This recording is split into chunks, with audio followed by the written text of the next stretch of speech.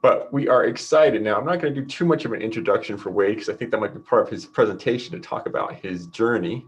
But just for the brief minutes I have talked to him, I have followed a journey that has taken him from Alaska to Israel to Wisconsin, and taken him from a drug-taking hippie to a fundamentalist Christian to a Baha'i.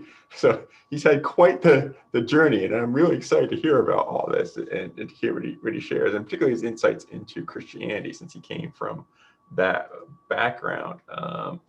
And so Wade joins us. So thank you, Wade. We'll pass the buck to you. Thank you so much, Chris, and thank you everyone for those beautiful devotions and those beautiful prayers.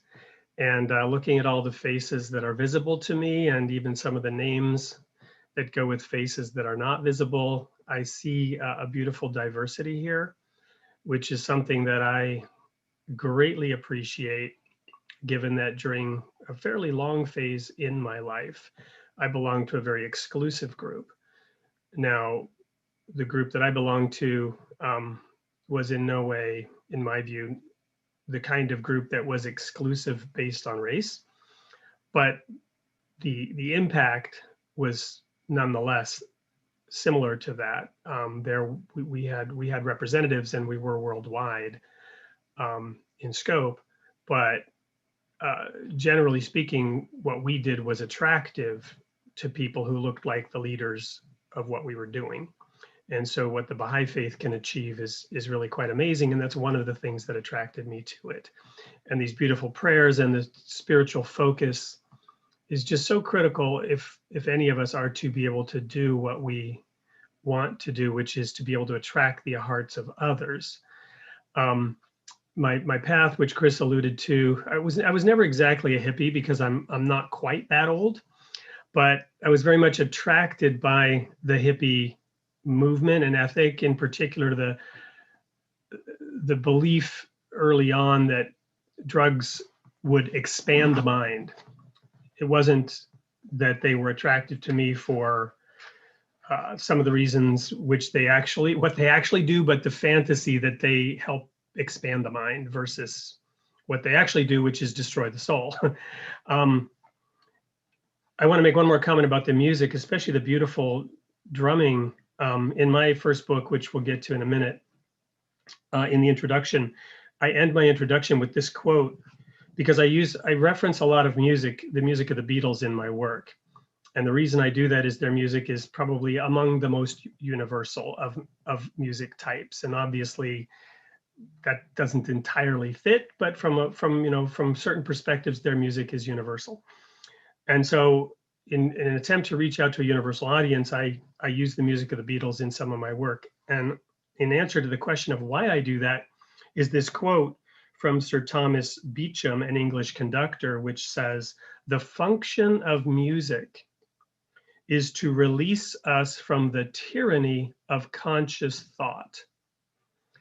And that quote came to mind. I didn't plan to use it all, but when I was listening to that drumming and the prayer and the emotion and the vibrancy of those feelings, the function of music is to release us from the tyranny of conscious thought. And it reminded me of that prayer about a prayer transcending beyond the murmur of syllables and words and sounds. So thank you so much for that wonderful setting for this presentation. One more comment about my path. Though not a hippie, yes, I was involved in a very nihilistic lifestyle early on as a teenager. I had a very, very difficult childhood. I was actually kidnapped in a domestic kidnapping as a child. I was smuggled out of the country and deposited with relatives in Sweden, a country that I didn't know, in a language I didn't speak. And my two sisters and I were separated from each other, and I was separated from both parents for 2 years and from my mother for 2.5 years in a case that finally went to the Supreme Court of Sweden. So I do have an affinity for some of the things that have happened on our US border, for example, that have been in the news in recent years. And the devastating impact of those circumstances is part of what led later to the problems with the nihilistic behavior and the drugs and all of that. But by way of salvation, i.e. saving my physical life and not ending up like my alcoholic mother, dead at 35, I found God, I found religion, and I found a particular strain of religion, a fundamentalist viewpoint, which literally saved my life in a number of ways.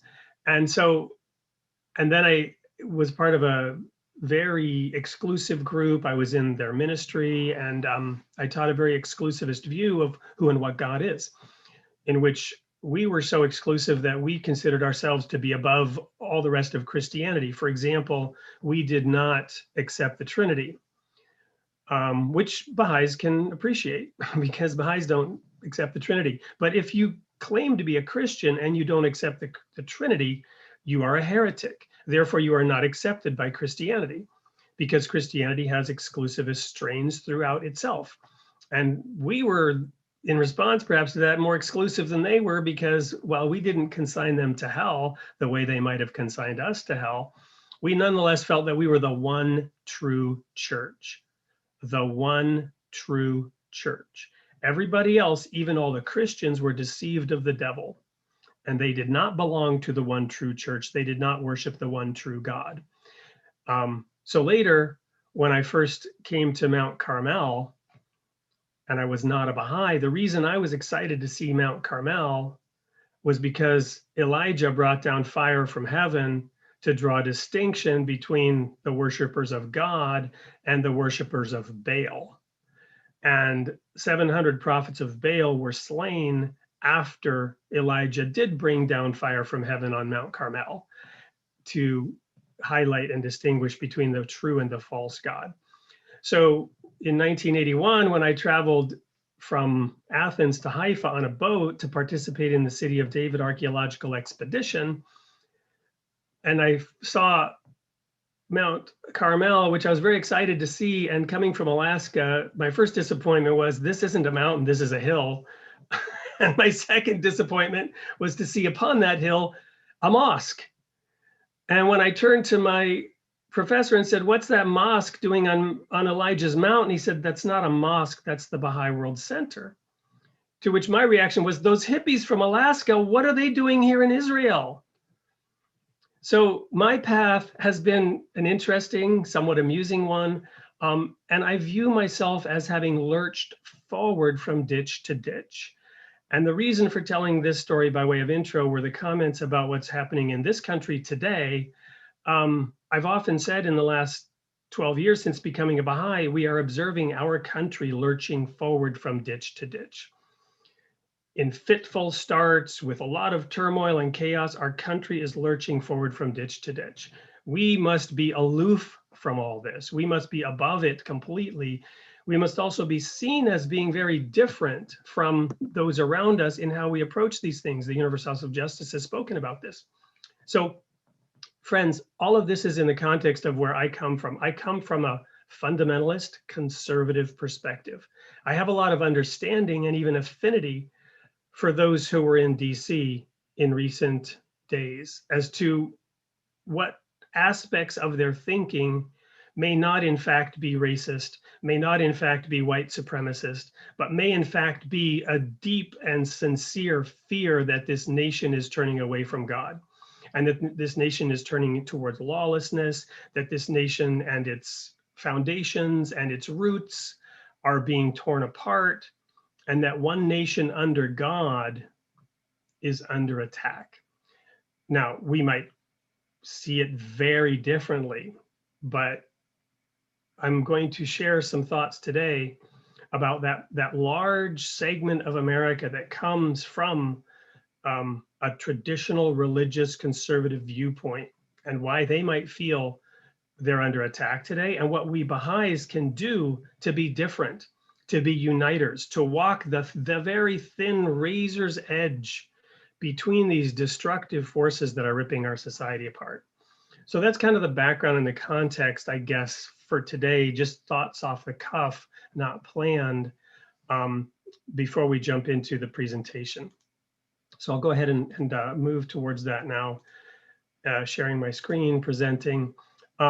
So the title of the presentation is Consort Ye Freely even, and this is a tiny bit tongue-in-cheek, even with dogmatically inclined Protestants, evangelicals, and fundamentalists.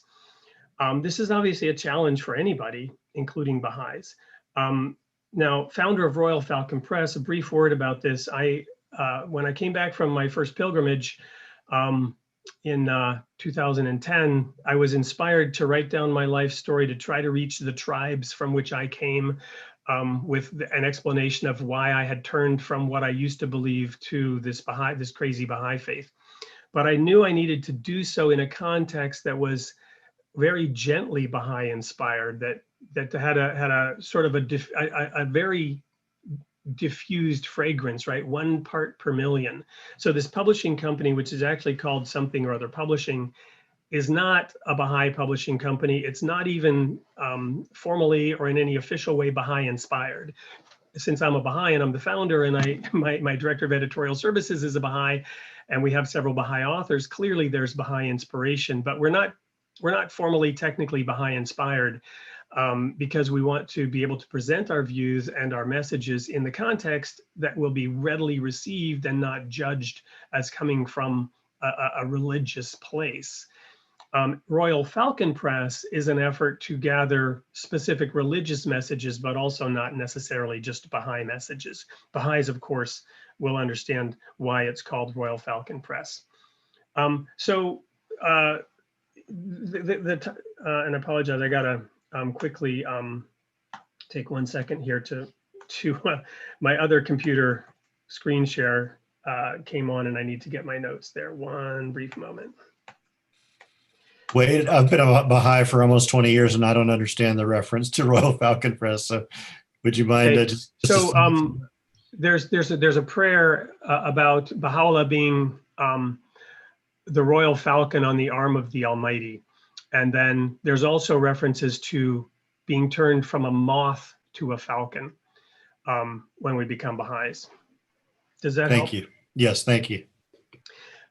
So yeah, the intent, that's actually quite comforting, because the intent is that people won't stumble upon what the meaning is and immediately start calling us out as Baha'is.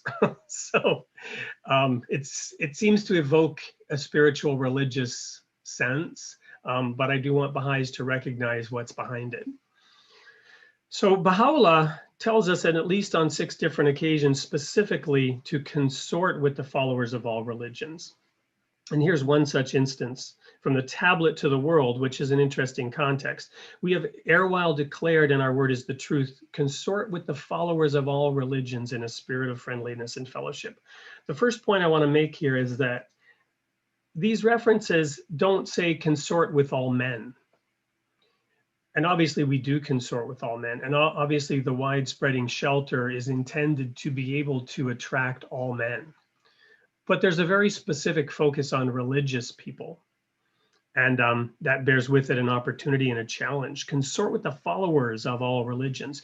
Whatsoever hath led the children of men to shun one another, and hath caused dissensions and divisions amongst them, hath through the revelation of these words been nullified and abolished. Now, in reflecting on this, there's an interesting thread, which is, again, at the heart of the division in this country and in the Western world.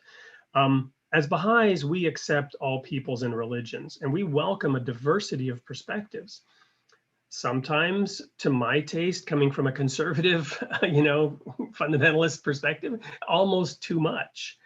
But the world is struggling to digest this, and this is part of the lurching forward from ditch to ditch, is how does the world embrace diversity?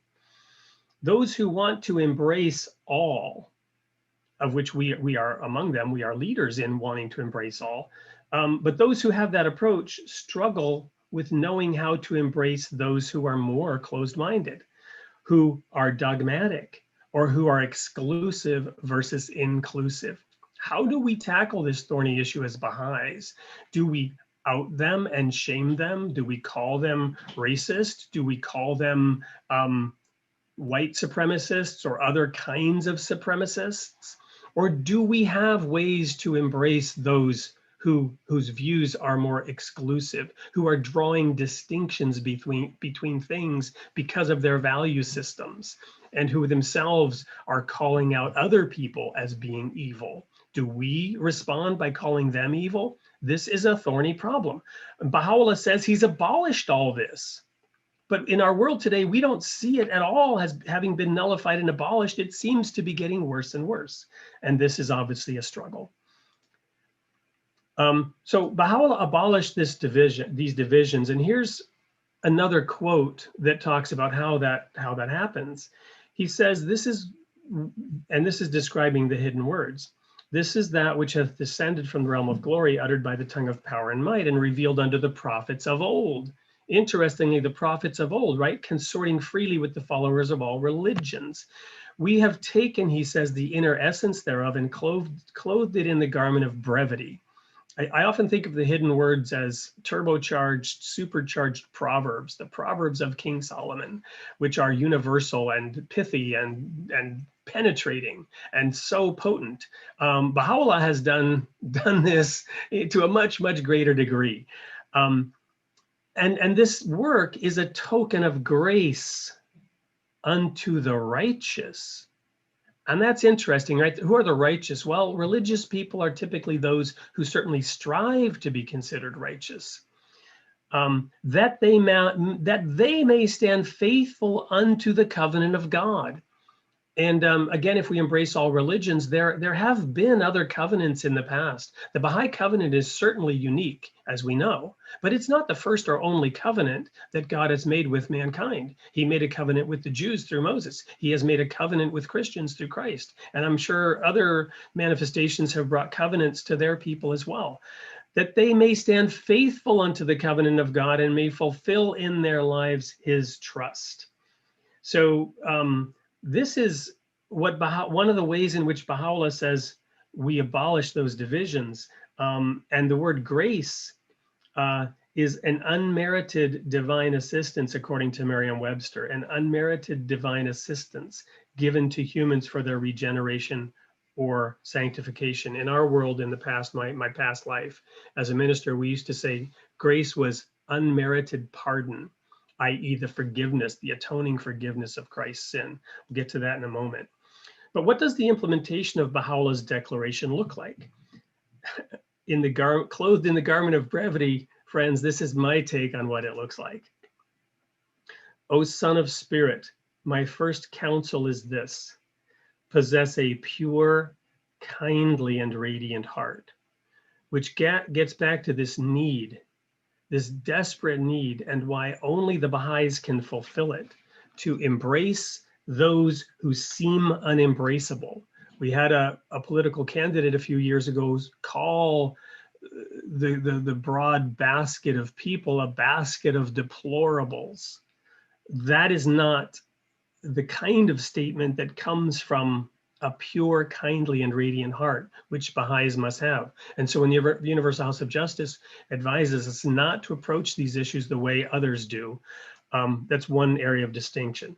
I've already talked about my journey. This is my first book, The People of the Sign. The cover is designed to evoke that sort of aspirational searching for the light, people wandering in the path of delusion, and how we try to teach our kids how to grope for that light with our own, there's a lot packed into this image here, and then how the light is not readily visible. But what guided us in my past life was this sign. What was this sign? Well, I already mentioned the church I was a minister in was the one true church. We believed we were actually the church referenced in Revelation 12 because we had the law. We've actually followed the laws of Moses. We kept the seventh-day Sabbath, and we kept the Jewish holy days, along with, and our deep respect for Moses and the Old Testament which kept us from adopting some of the errors of traditional Christianity, such as the Trinity. Today, as a Baha'i, I know that, no, that was actually Muhammad. Muhammad is the woman who came down from heaven, not the church that we were a part of. It's interesting that we respected Moses and Christ, and we took comfort in the scriptures that were talking about Muhammad, though we would have been appalled to even think for a moment that they would have referenced Muhammad, who we viewed as, yet another satanic deception foisted upon the world.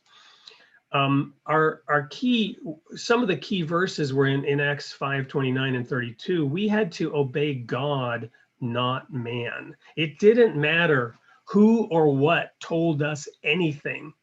We would go to our death obeying God. We would resist and be put to death rather than submit to an ordinance of man if it violated an ordinance of God.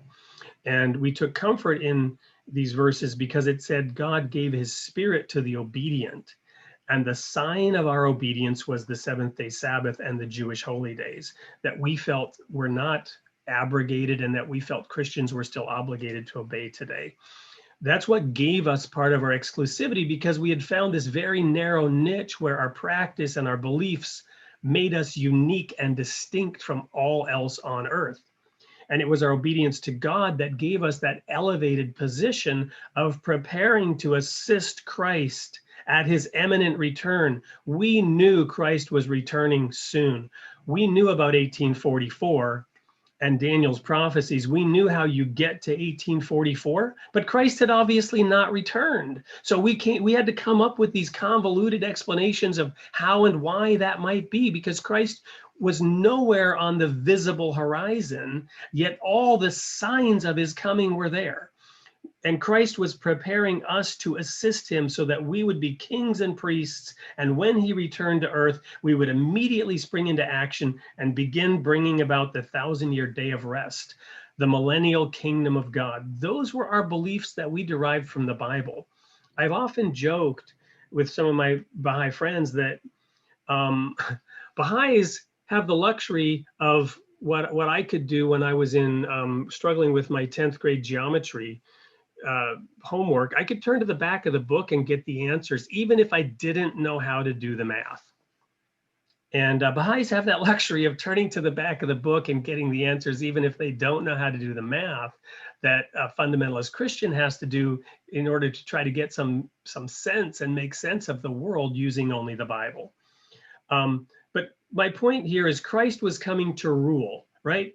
We didn't have any sense that it would be through a gradual democratic movement across hundreds or 1,000 years. We believed Christ was coming with a rod of iron to force mankind into submission to his Father's will and his Father's laws. This would not come about through interfaith acceptance, but rather the imposition of true religion on all the confused religions and godless masses under the sway of a powerful devil that currently rules the world. We focused on purity, but we were not very good at radiating kindness. I hope that some of these comments begin to help us see in a different perspective this challenge of reaching out to these people. So mission and obedience was the focus. And here are just a couple of scriptures that kind of say the same thing. Christ would return and all the world would go up to the mountain of the Lord. Remember my comments about Elijah's mountain and Jerusalem? He will teach us his ways. We shall walk in his paths. For out of Zion shall go forth the law and the word of the Lord from Jerusalem. That City of David archaeological expedition was an unbelievable privilege. You talk about exclusive. The City of David is Zion, according to the Bible. It is that hill, David's holy hill, the City of David, is where the law would come forth from Jerusalem. You follow me? And only a very few select people had the privilege of being on the archaeological expedition just right outside the walls of Jerusalem, uncovering the City of David. I won't spend any more time on it, but so we had this sense that it was not a kumbaya kind of unity that also embraces secular humanism and other forms of anti-God lawlessness and disobedience to the commandments of God, but rather a strict theocratic enforcement of the laws that we understood from the Bible. That's where we were coming from. Now, where is America today and where does that all fit in? I was kind of surprised to see that a majority of Americans, not just religious Americans, but a majority of all Americans consider themselves Protestant. broadly speaking. Then you add to that Roman Catholic and other Christian, and then you have a few others, and you have a sizable percentage of no religion. But so when Baha'u'llah talks about consorting freely with the followers of all religions, for us in America, this is what he's talking about, right? Obviously, we should consort freely with the Hindus and the Muslims and the Buddhists, and there's nothing wrong with seeking them out.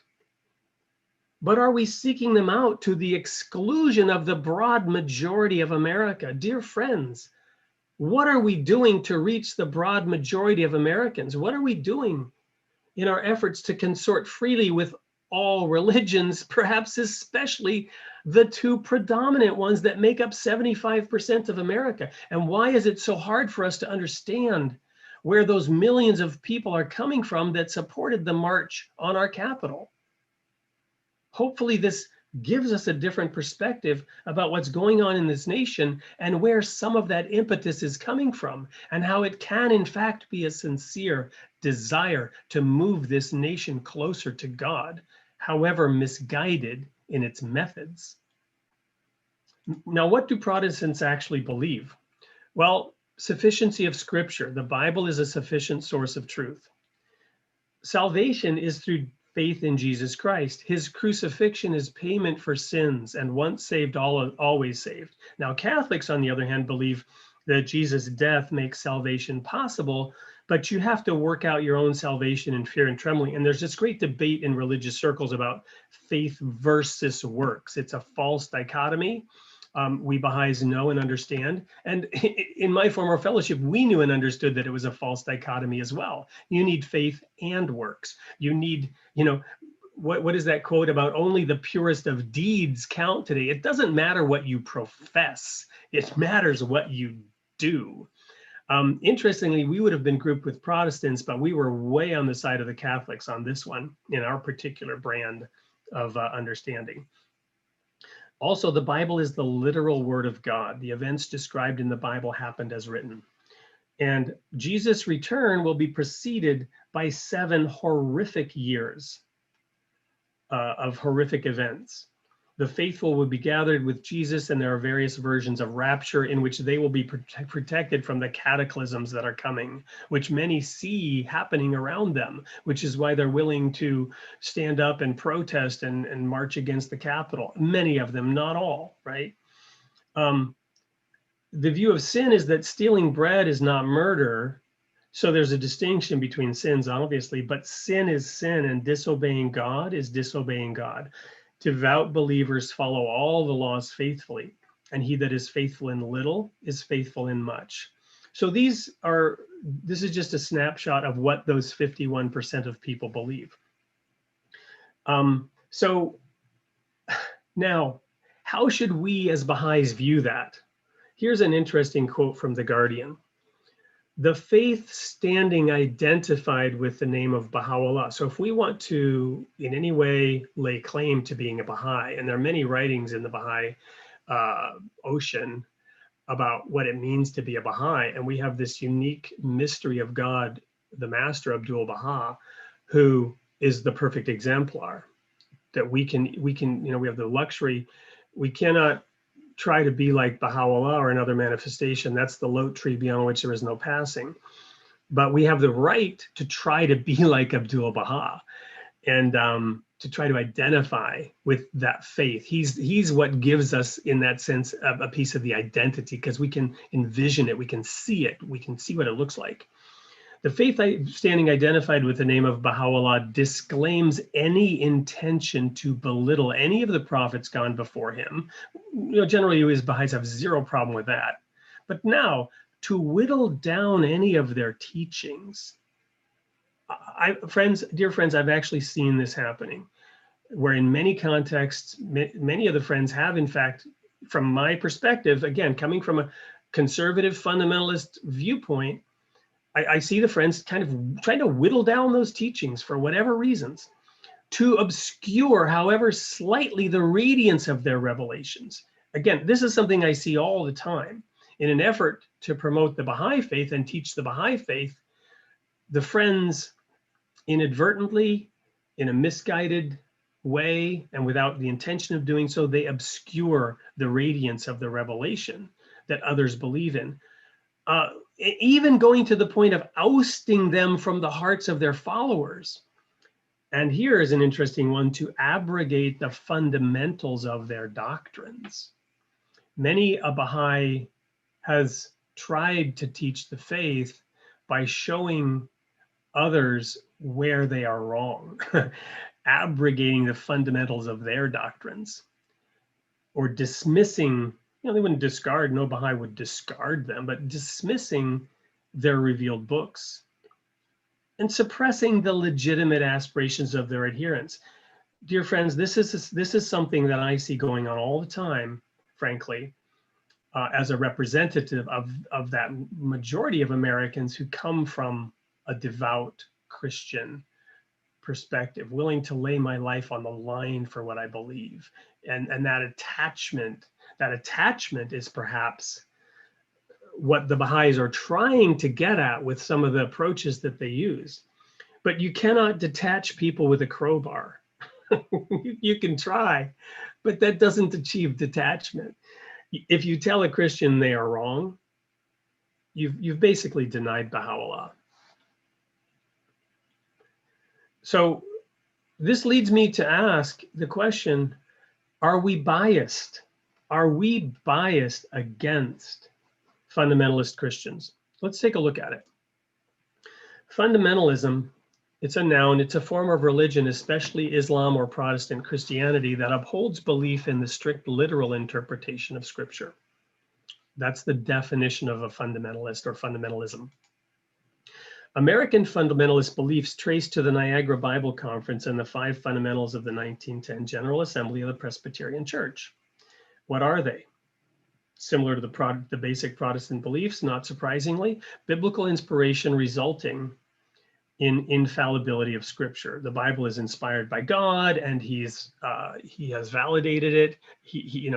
Paul talks about what advantage hath the Jew? Much. Primarily, they were given the responsibility of managing the Scripture, and they did a very, very good job of it. To them were entrusted the oracles of God, he says.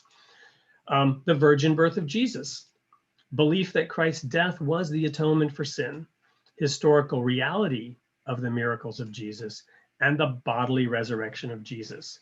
Now, I have still quite a bit of ground to cover, so I'm not going to take a break and ask, but I'm going to ask you to privately imagine, and I want an off-the-cuff answer in your head.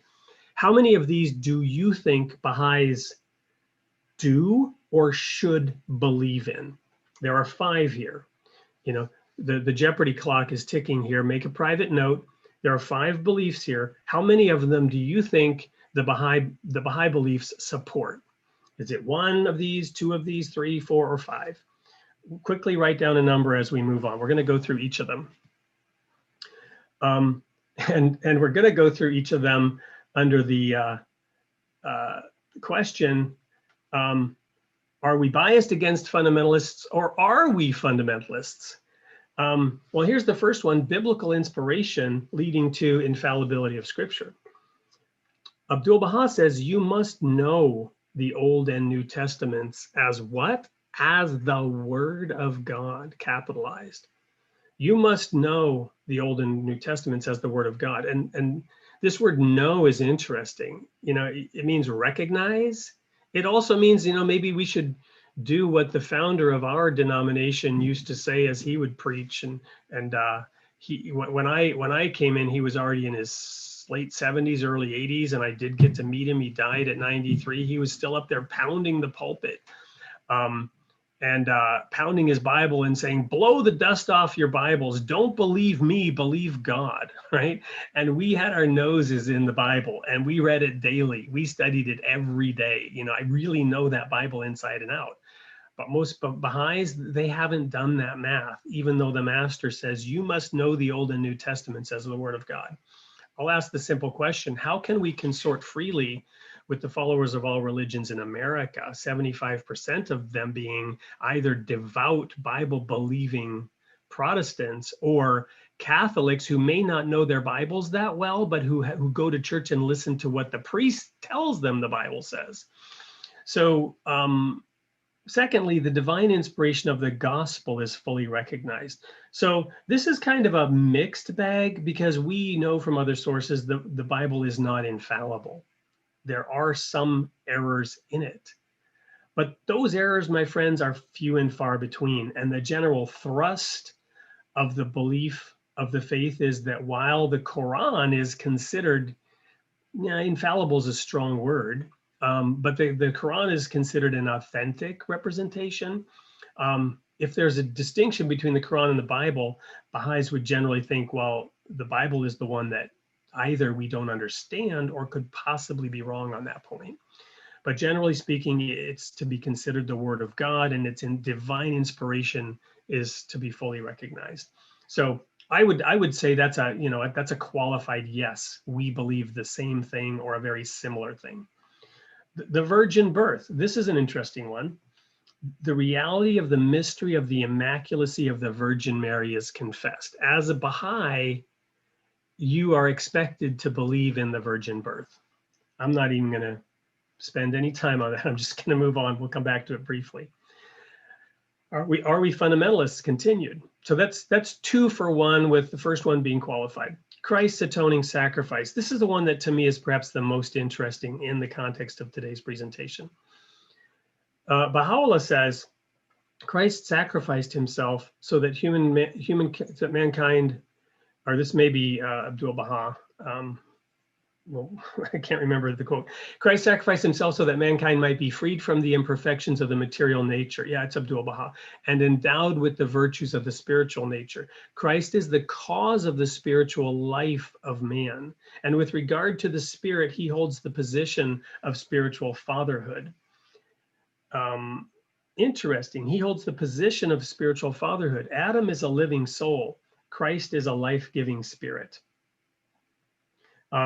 That's the distinction made between Adam and Christ in the answer to this question from Abdul Baha. Baha'u'llah has moreover testified, actually, I guess, sorry. This now is from Shoghi Effendi. Baha'u'llah has moreover testified that when the Son of Man yielded up his breath to God, the whole creation wept with a great weeping. By sacrificing himself, however, a fresh capacity was infused into all created things. He it is who purified the world. Blessed is the man who with a face beaming with light hath turned towards him. Now, as a Baha'i, we have to accept Christ as a manifestation of God.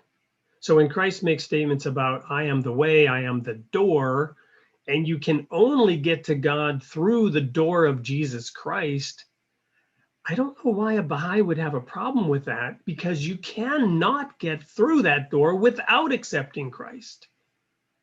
Now, where we have a problem is he's not the only manifestation, but as a manifestation, you can't get there without fully accepting him.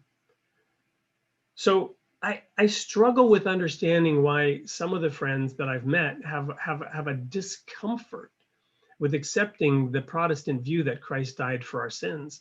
When Shoghi Effendi quotes Baha'u'llah as saying, he, Christ, it is who purified the world. I made a couple of notes during the devotions, reading 5 and reading 6. In reading 5, Baha'u'llah said that the manifestations have distinctions, and that each one had a specific. I'm going to mangle it. I wrote it down. I can't find it. Oh, here we go. Actually, I just found it. Designation and character. Yeah, we'll actually come back to this because it's covered on the next slide. So my point is, I'm going to say this is also one that we Baha'is believe and accept.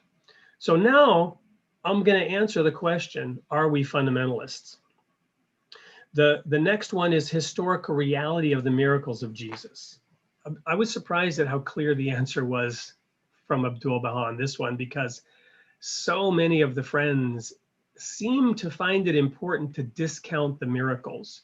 I actually had some deep discussions with one of our authors about this, because part of his goal in his work was to help people see that there are spiritual interpretations of many of the things in the Bible.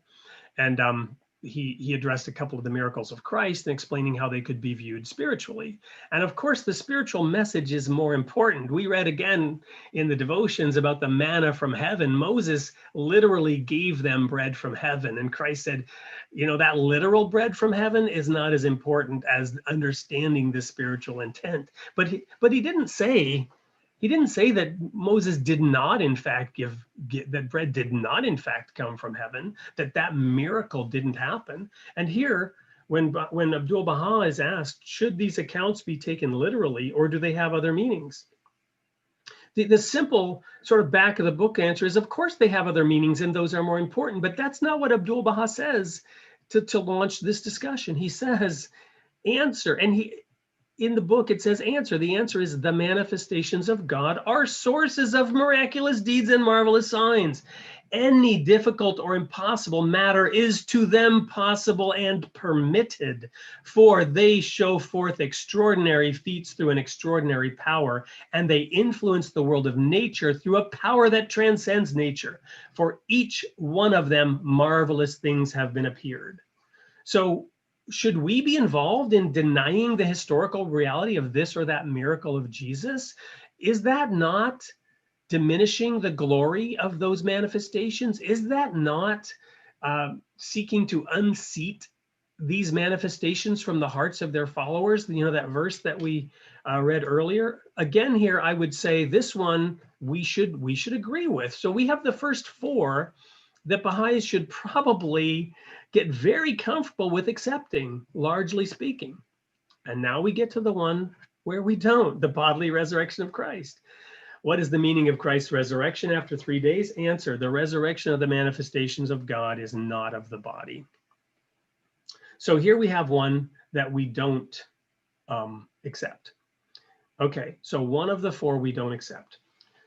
Now, what I like to do on this one is ask the question, why don't we accept it?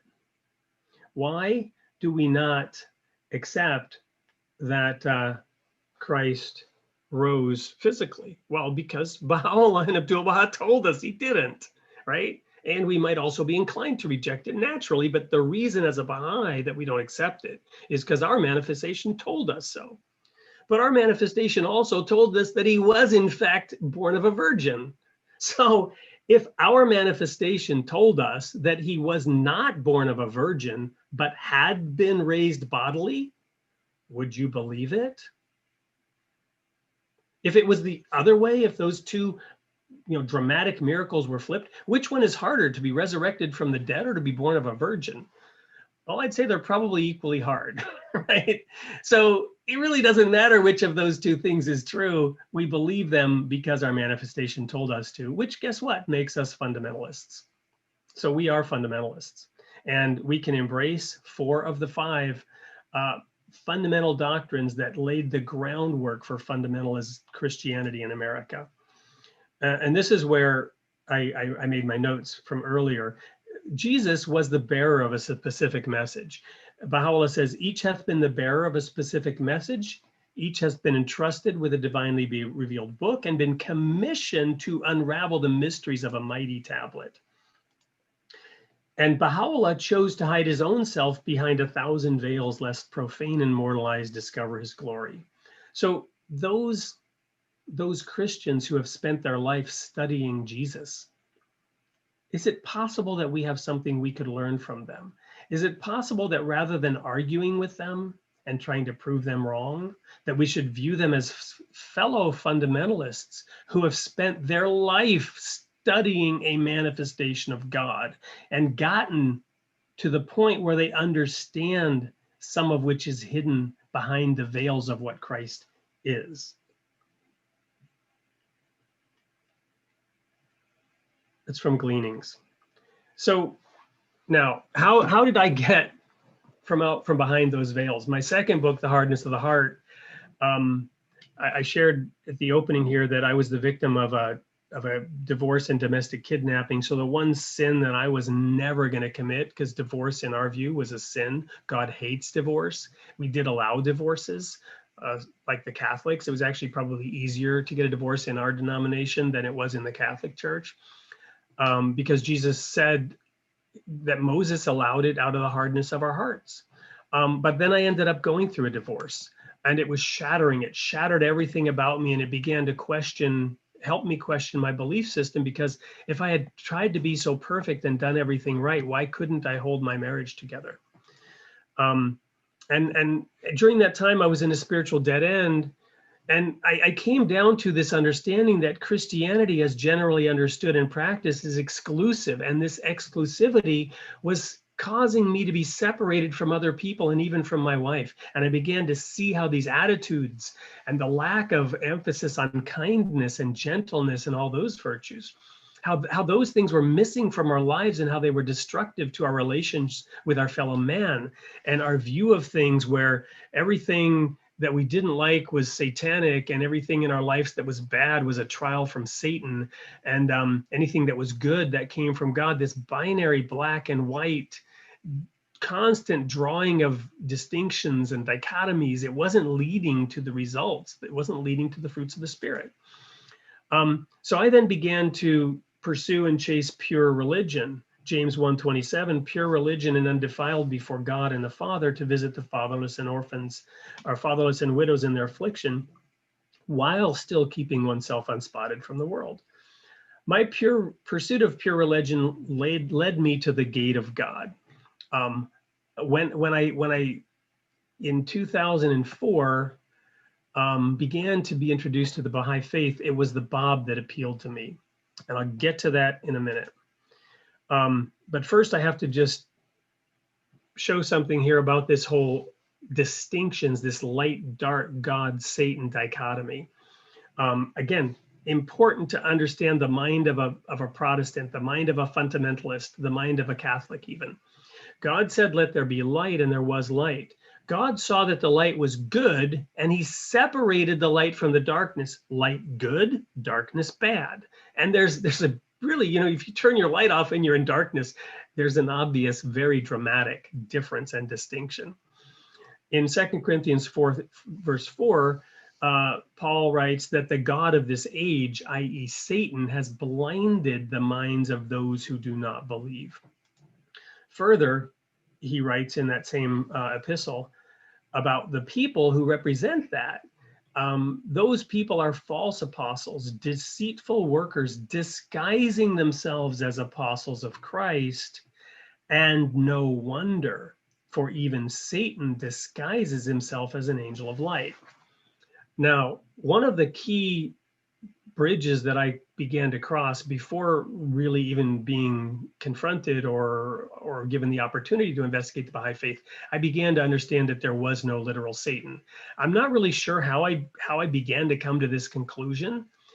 Just the whole construct began to fall apart because I became more open-minded. And I saw that I was more empowered.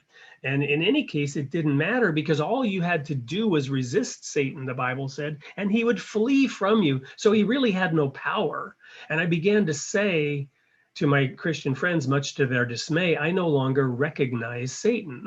And I knew they would interpret it, oh, you're lost. You can't even tell the difference between dark and light anymore, because our whole focus was constantly, do you see the light? Can you discern good from bad? Can you discern truth from error? So, an independent investigation of the truth was very important to us, as it is with Baha'is. And I began to see, no, Satan has no power. I no longer recognize him. In other words, I no longer give him any authority. Christ at one point said, Satan has no part in me. And I said, I want to be like Christ. I no longer recognize Satan. And so as a Baha'i, many of us kind of poo-poo and dismiss the idea of Satan. And that's a challenge when we try to work with people who are deeply concerned that there is, in fact, a devil whispering into the ears of mankind and controlling society at large in sinister ways. Even here, I recently found a quote in the Baha'i writings that gave me hope of bridge building. Look at this quote by Baha'u'llah from the Tablet of Maqsud. A world in which naught can be perceived save strife, quarrels, and corruption is bound to become the seat of the throne, the very metropolis of Satan. So again, friends, if we want to consort freely and attract the hearts, we can't be quarreling with these people. We have to find a way to build bridges with the majority of America, and recognizing that this nation is in the grips of Satan in that sense that Baha'u'llah uses it here is a bridge. And maybe we can find ways to begin to have that discussion versus instantly trying to tell them, oh, there's no such thing as Satan. Because you may be less successful than even I was when you start saying, I no longer recognize Satan. Because they're all going to immediately think of, be sober and alert, your enemy, the devil, like a roaring lion is on the prowl looking for someone to devour. And dear friends, you as Baha'is are that roaring lion, because either Baha'u'llah is a manifestation of God, or he is Satan disguised. And at first glance, most of those people are going to view Baha'u'llah as Satan disguised. They're not going to accept him as the return of Christ, and they'll come up with many, many reasons why he couldn't possibly be the return of Christ. Today won't get into that. I mean, other presenters from Royal Falcon and elsewhere will give perhaps some more of the detail of how to address those specific issues. I'm trying to paint an overview here. And by the way, we're working on putting together half day or all day or full weekend workshops to dive into these things from the context of the Bible, so to equip the friends to have meaningful conversations with these dogmatic, closed-minded people who are deeply dedicated to God. So further on my path to becoming a Baha'i, this is the third book in the series that I wrote, The Rod of Iron, which really dives into how I became a Baha'i. The simple surface answer is there were a few beautiful souls in Los Angeles, the city of angels, who had the patience of angels. And I'm emotional here because without their help, without their guidance, without their love, without their acceptance of me, I would not be a Baha'i today. If you think I'm attached now through my passion of how I'm presenting this topic, you should have seen me in Los Angeles 13 years ago, and the gauntlet that I put these people through. I knew that there was a kind of a sales cycle going on and that I was potentially a new convert. That was not lost on me. And I exploited that. I made them jump through hoops and prove, I made the Baha'is prove that they were sincere in their belief of accepting all religions. I forced them to accept me as a fundamentalist before I would become a Baha'i. So they somehow discerned, despite that facade or that approach, they discerned receptivity. And they somehow knew which cups to offer. And when I kind of threw their cup in the garbage, somebody offered me the thief in the night. I'm like, oh, really? Thief in the night? Baha'u'llah, right? I wanted nothing to do with it. And I just basically threw it in the garbage. I'm like, oh, you're going to tell me Baha'u'llah is the return of Christ? Get lost. But I am interested in having you explain to me how all the religions can become one. So we went through one common faith, and it took us a whole year every Tuesday night to go through it. And I pounded them with questions and confronted their perspectives. And after a year, I recognized that they were sincere in their desire to understand how all religions came from God, and I began to see it too. Have we learned the art of the perfumist? Are we sophisticated in our appreciation of diversity, even that kind of diversity which I represented? Now, the gate of God. When somebody told me there was this person called the Bob, or this manifestation called the Bob, first of all, Bob is a word in Swedish that I'm not going to even tell you what it means, but it's not a good thing. Like, really? You worship someone called the Bob? You're kidding, right? But then I thought, well, what does that word mean? Bob means gate. Oh, interesting. So Bob L the city of Bab-el is the gate of God. And those people that were building the Tower of Babel and Nimrod's city, that was the original gate of God. That fascinated me. And on top of that, the words of the Bab, his prayers, his writings spoke to me. The language that he used was exactly where I was. And why would that be a mystery? Because he was the next manifestation that came in 1844 that I had spent my whole life looking for. And there he was, and his words spoke to me because I had prepared myself to meet the Bab. But I was challenged by what I saw, because the Tower of Babel was when Nimrod said, let us build a city. This is from Genesis 11. And a tower whose top may reach unto heaven, and let us make a name, lest we be scattered abroad upon the face of the whole earth. And the Lord came down to see the city and the tower, because the city is Babel, the tower is Babel, confusion.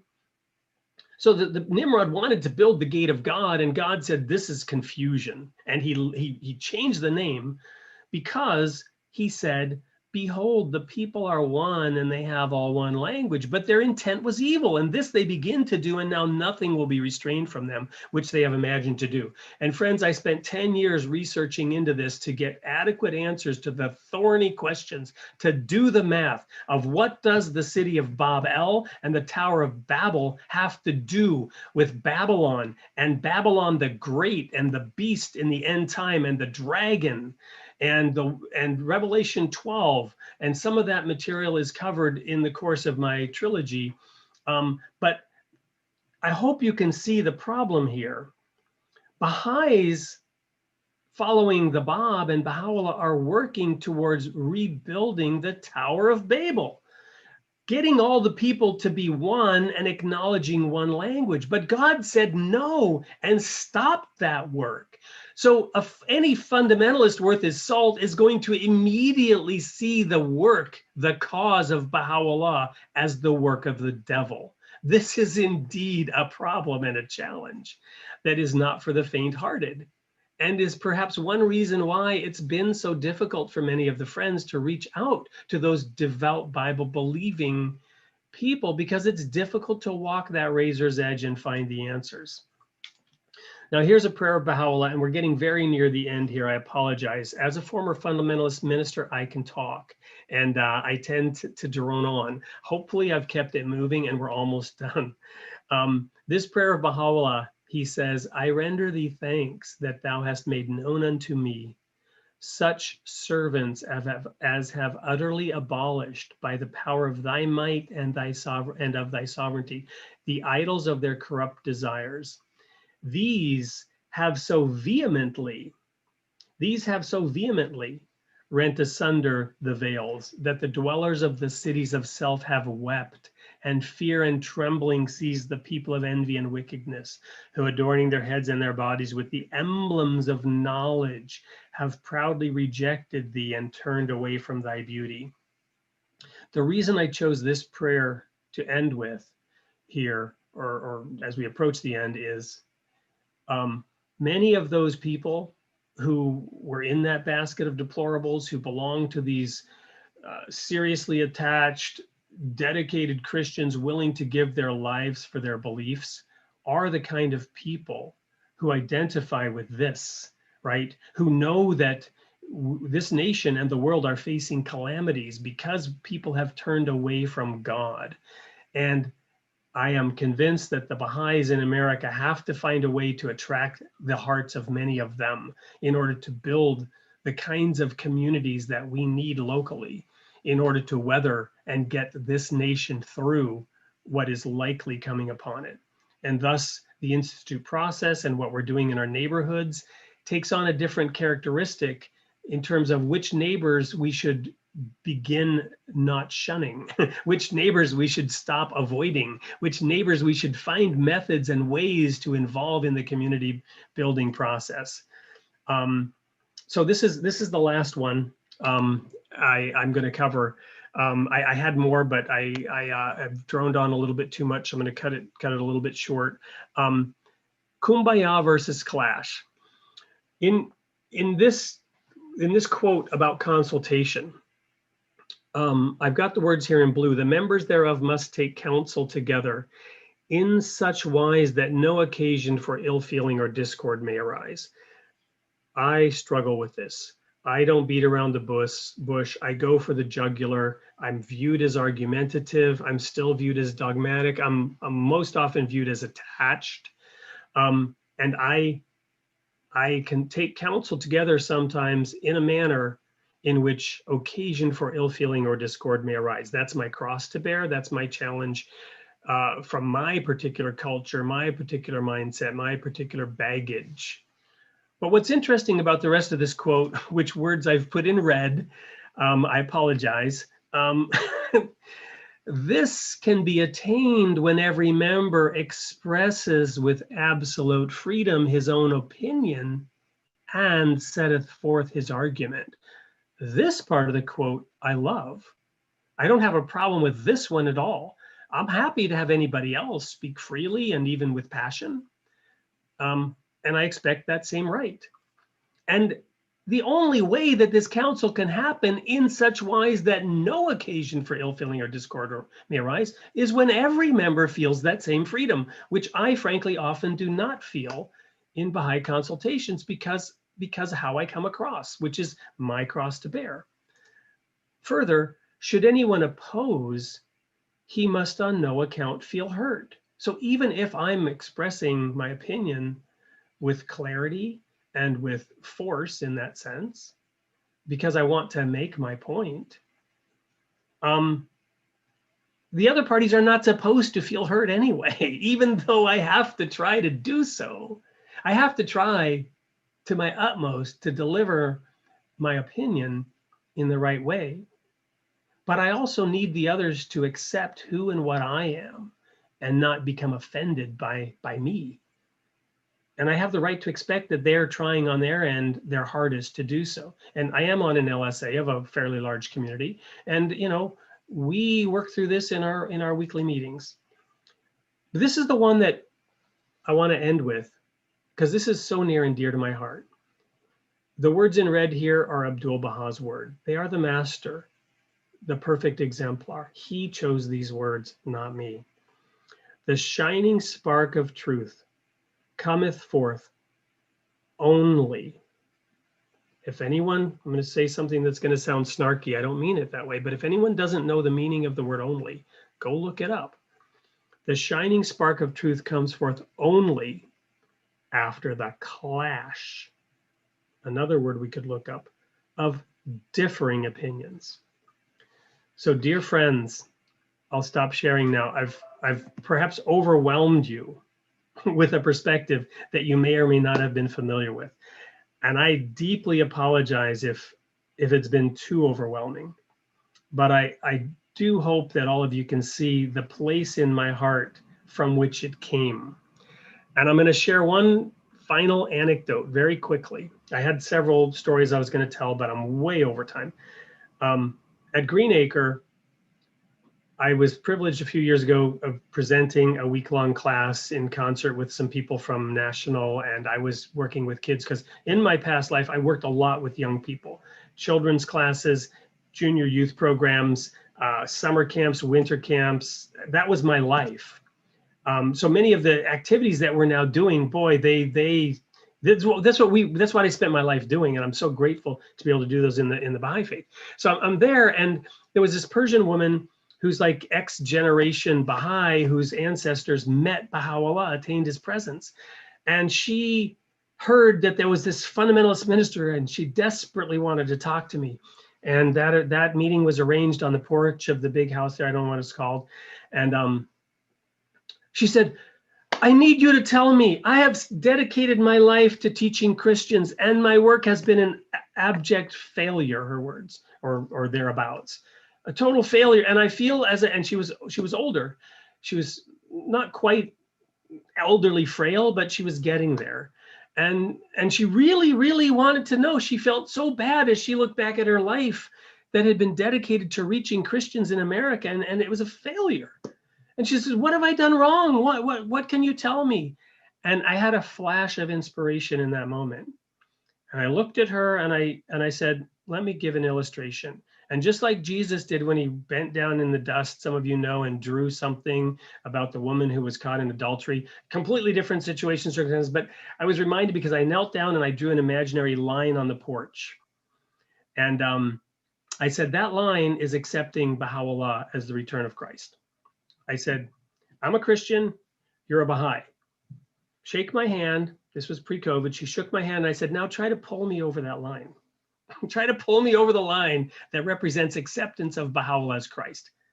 I knew this woman would never do it. And in as gently a way as I could, I just resisted her. I said, you will never, ever pull me over that line. Forget about it. I said, now you be the Christian. You be the Christian and I'll be the Baha'i. And now I will try to pull you over the line. And she looked at me fearfully because I can be intimidating. And I grabbed her hand and I could see her brace because, oh no, this guy's not going to try to jerk me. Oh, this is horrible. And she was terrified. And I just grabbed her hand and then I reached over with the other hand and I walked across the line and gave her a hug. And I said, I can cross that line. I can come over and join you on the side of Christ. And that's what we have to do. That is what we have to do. And that's what this whole presentation has been about. And if we can do that, dear friends, we can begin to attract their hearts. I'm free for any questions, but I don't want to expect that anyone else is going to stay when I've droned on and on like I used to do in my past days as a fundamentalist minister. Well, thank you so much for this opportunity to present to you. Well, thank you so much, Wade, for coming and talking to us about this issue, because I cannot express enough how important it is to talk about this issue right now, considering the events of the past week. The division that we see is so fundamental in our society right now. And as you point out, our role as Baha'is is to work with everyone. There is no exclusivity there for us. I mean, we are here to work with everyone. As you mentioned, as you described this talk as Consort, Eat Freely. We are here to reach all people from all walks of life.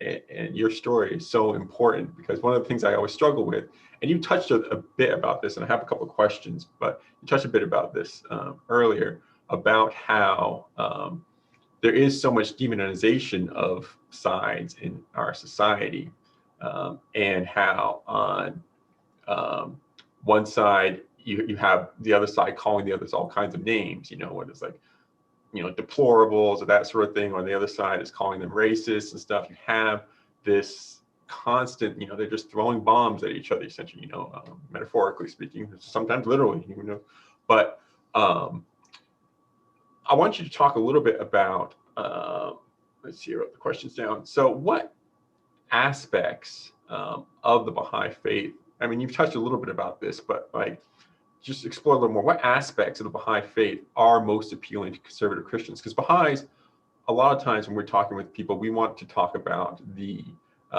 social teachings, the unity of mankind, all this sort of thing, which definitely appeals to a certain group of people, right? But I think you've touched a little bit about it, and even with your last story about joining the person across the other line. So what aspects of the Baha'i faith are most appealing and most connected with conservative Christian community? Yeah, great question. It has a couple of components many components, but a couple of them I'll try to address.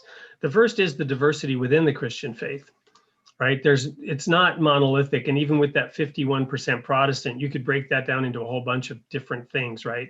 And I tried to illustrate that a little bit by talking about the uniqueness of some of our beliefs and how we were heretics. We weren't even considered Christians. So one of the reasons why I personally was attracted to the faith was the Baha'i faith solved those problems that I saw throughout my entire experience. Where I don't want to get off on that tangent. I'm going to try to more directly answer the question. So first of all, if you come at conservative Christians who are of the kind I'm describing, which are not all of them, well, let me take one step back. The first thing is discern the receptivity before you offer the cup. Do not go up and offer the cup that you have in your hand, whatever that cup is.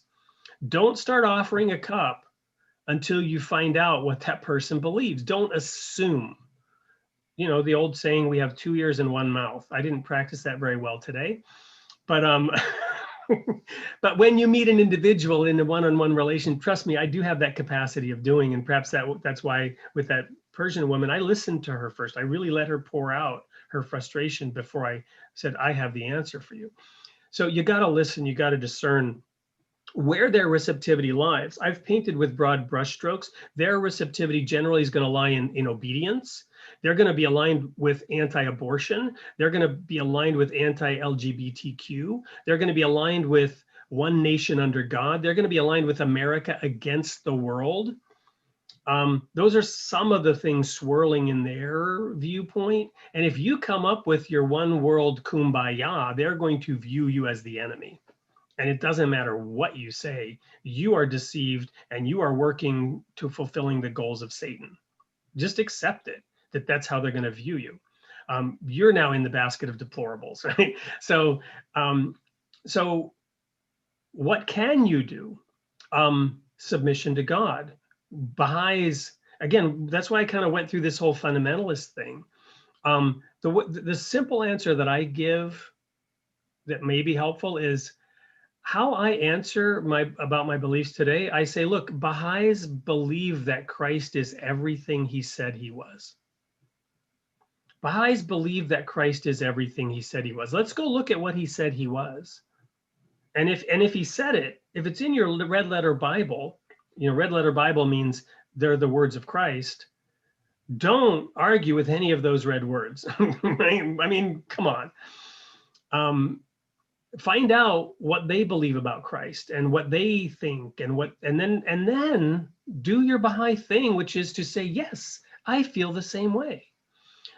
To give a sort of an anecdotal, the dead end that I was in was increasingly in our splintering fellowship, because at the end of my first book in 1995, the global denomination after the death of the founder only lasted, I don't know, less than 10 years, and then it split in this massive divorce. And all the members and the ministers were forced to choose sides, and I was thrown back to that 8-year-old boy who had been kidnapped and had to somehow pick between mom and dad. A horrible, horrible thing for all the members. And so as our group continued to splinter and the splinter group splintered, and we couldn't agree on anything because of all the picky little differences we had, I began to look for where are the true Christians, because somewhere on this planet are the people that God is working with. And we had thought we were it. We were the one true church, and now we clearly were not. Where are they? And that when I began, and I ended up in India. I ended up in backwater India, the second book. I'm off baptizing people at an AIDS village in India, knowing that I'm going to die. But I had to do it because I was following God, looking for where is God working? Where is his work on earth today? That's when I found the Baha'is. And when I made them prove that they could embrace me, by doing so, they fulfilled the sign of the Christian covenant. Remember, my first book was called The People of the Sign. The Sabbath was our sign, but that's the sign of the Mosaic covenant. And I came to understand that was the sign of the Mosaic covenant. The sign of the Christian covenant, you know what that is? There are two pieces to it. One of it has to do with the resurrection in the 3 days, because Christ said, he said, an evil and an adulterous generation looks for a sign. There shall no sign be given but the sign of Jonah. 3 days and 3 nights in the grave.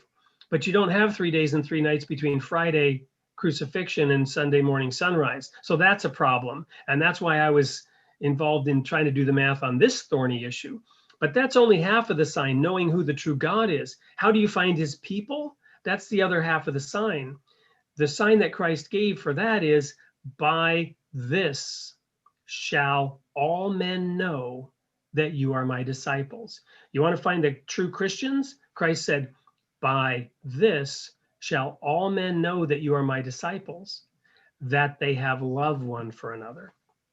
All Christian denominations claim they have love while condemning other people to hell. So now here come these Baha'is who have a way around that. Their theology says we can do that. We can love everybody. And I made them prove it. And when they proved it to me, I had to admit, you guys are the true Christians that I've spent 10 years looking for. Those Baha'is in LA, they did that for me. Without them, I wouldn't have this precious jewel. That, dear friends, is the opportunity that we have as Baha'is to give that gift to somebody. If we can prove to them that we love them. And so you see how toxic a situation we're in when I see Baha'is using the F word to describe Trump and his supporters online and thinking they're fully justified because they're social justice warriors. Yeah, that's a very, very powerful message. And an excellent reminder. I mean, it seems so simple. And of course, anyone who's interacted with Baha'i faith knows we have these writings. You know, we're supposed to love everyone no matter what. And it seems so simple, but like it's really hard to envision and practice, especially in our current society of how everyone is so polarized. And thank you for sharing this example of like the power of that, of really being able to work beyond that and show that unconditional love that is a well, and it's not a judgment, because we are all among the people who are wandering in the paths of delusion. All I'm saying is, as deluded as I was in my exclusivity mindset, the practitioners of all religions, including Baha'is, have a tough time making sense of things today, even when you can look at the back of the book and get the answer. But if you don't know how to do the math, then you go try to apply that answer and you get the wrong answer.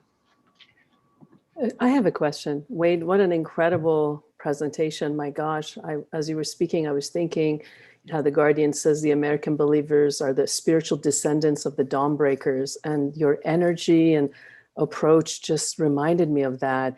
It's something that it can be a little daunting for those of us that don't know how to work with our Christian friends, because you are so clear and you're so direct and you're so confident in how to build those bridges. And this is such a time of confusion. And you very clearly, I just love that energy. And I hope you have some classes or workshops that we could attend so that we can begin to learn and then practice, because it's very, very difficult if I don't know what I'm talking about to make those bridges. And this is something that I don't have access to from my own cultural background. But I'm so grateful to you for how you're talking about it. Can you give us some sense of how that love works, like loving, embracing the unembraceable, because that means everybody in.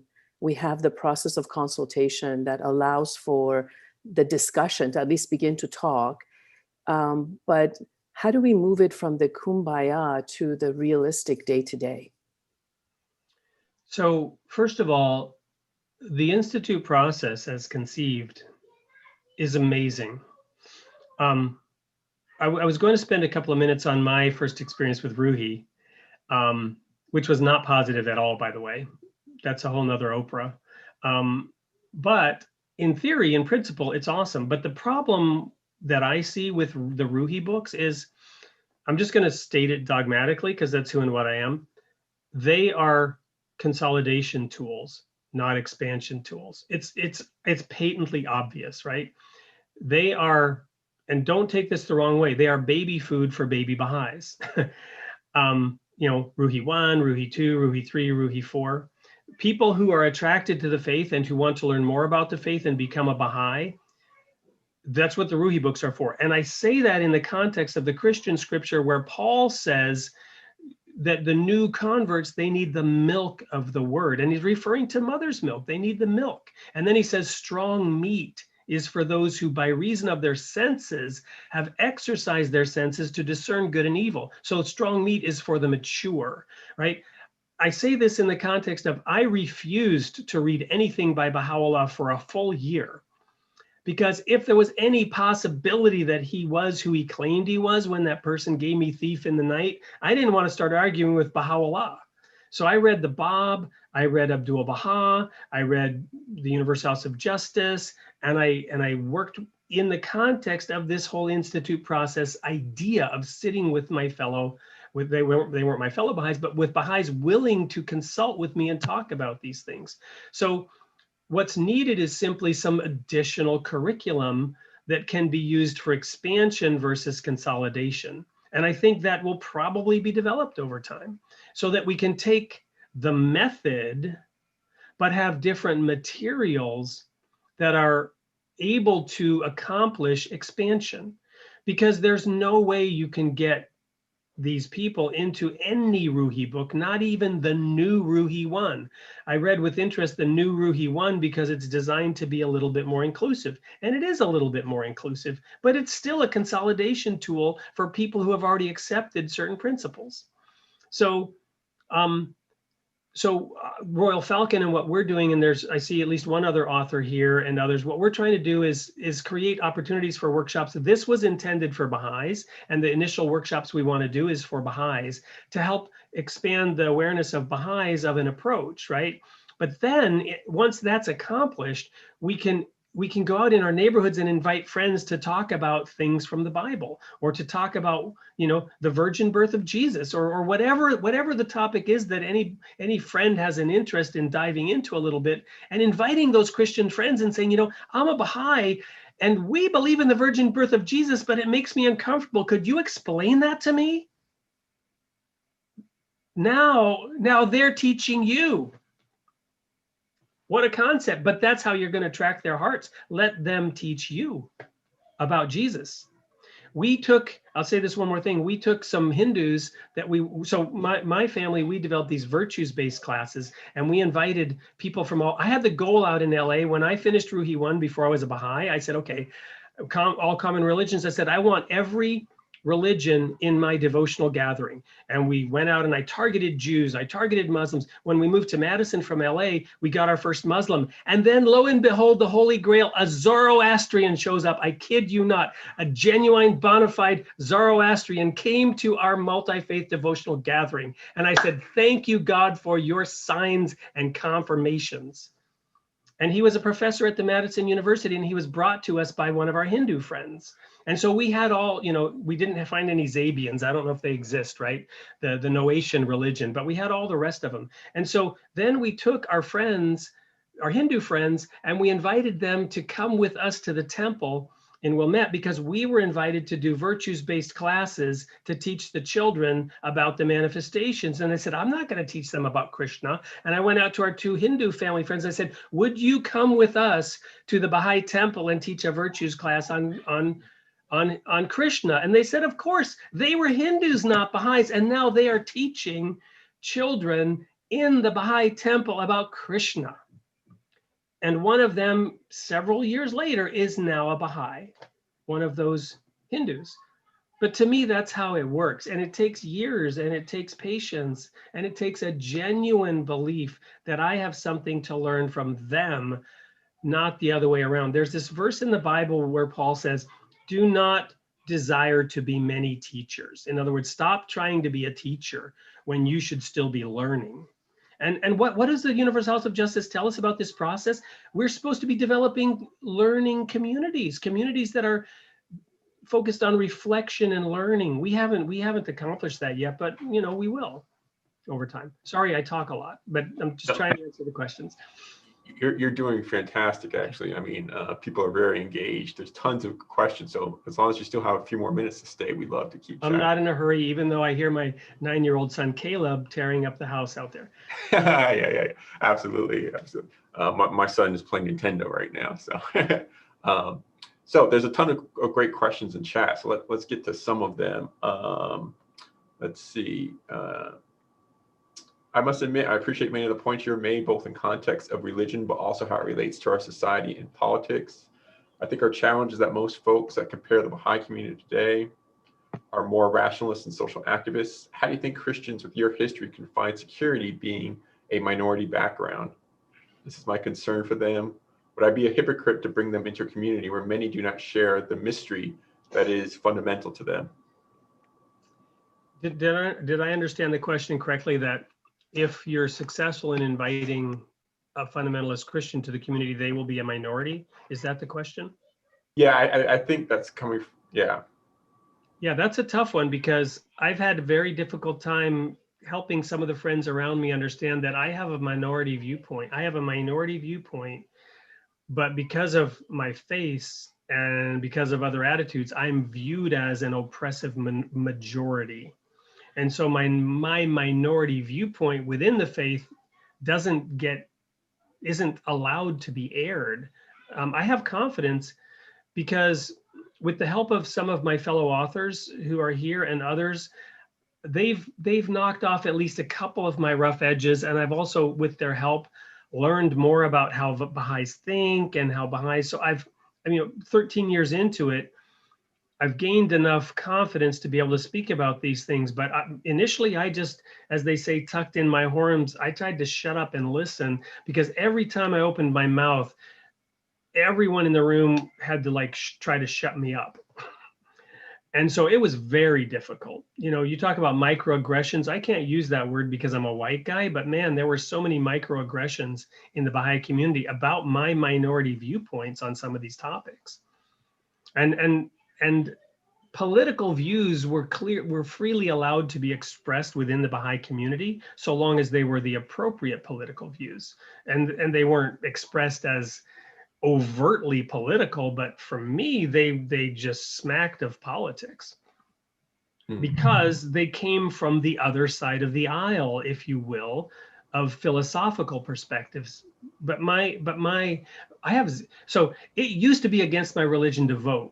We believed we were citizens of the kingdom of God. And Christ said, if my kingdom were of this world, then would my servants fight. But now is my kingdom not from hence, right? So think about it. If Christ hasn't returned, then the kingdom of God hasn't been established and its citizens are separate and distinct and should not participate. Now that Christ has returned, it's a sacred responsibility to vote. I mean, I almost puked the first time I had to go vote for a politician because it was against my religion, and it just made my skin crawl to vote for either of these candidates. And in fact, in a recent election, I could not bring myself to vote. I knew I had to, and I just made excuses not to vote early. And when the day came, I just got busy and I didn't vote because I just could not bring myself to do it. I won't tell you which election it was, and I feel bad about that. But it was so repulsive to even vote. So it's not that I'm political, it's the opposite, but I'm sensitive to political views being expressed within a religious context. I wanted to invite any of our friends who are coming from a Christian background who might be here, if they want to ask any questions or anything like that, to feel free to unmute yourself and ask questions as well. Let's see, we had also questions about, let's see. Okay, so this is an interesting question. So one of the things, as I mentioned before, we are trying to bridge these gaps and to imagine, in the past week, if we could pull people from completely opposite ends of the spectrum and bring them together in a room, like that's what our job as Baha'is to do is to bring people from all ends into a room. But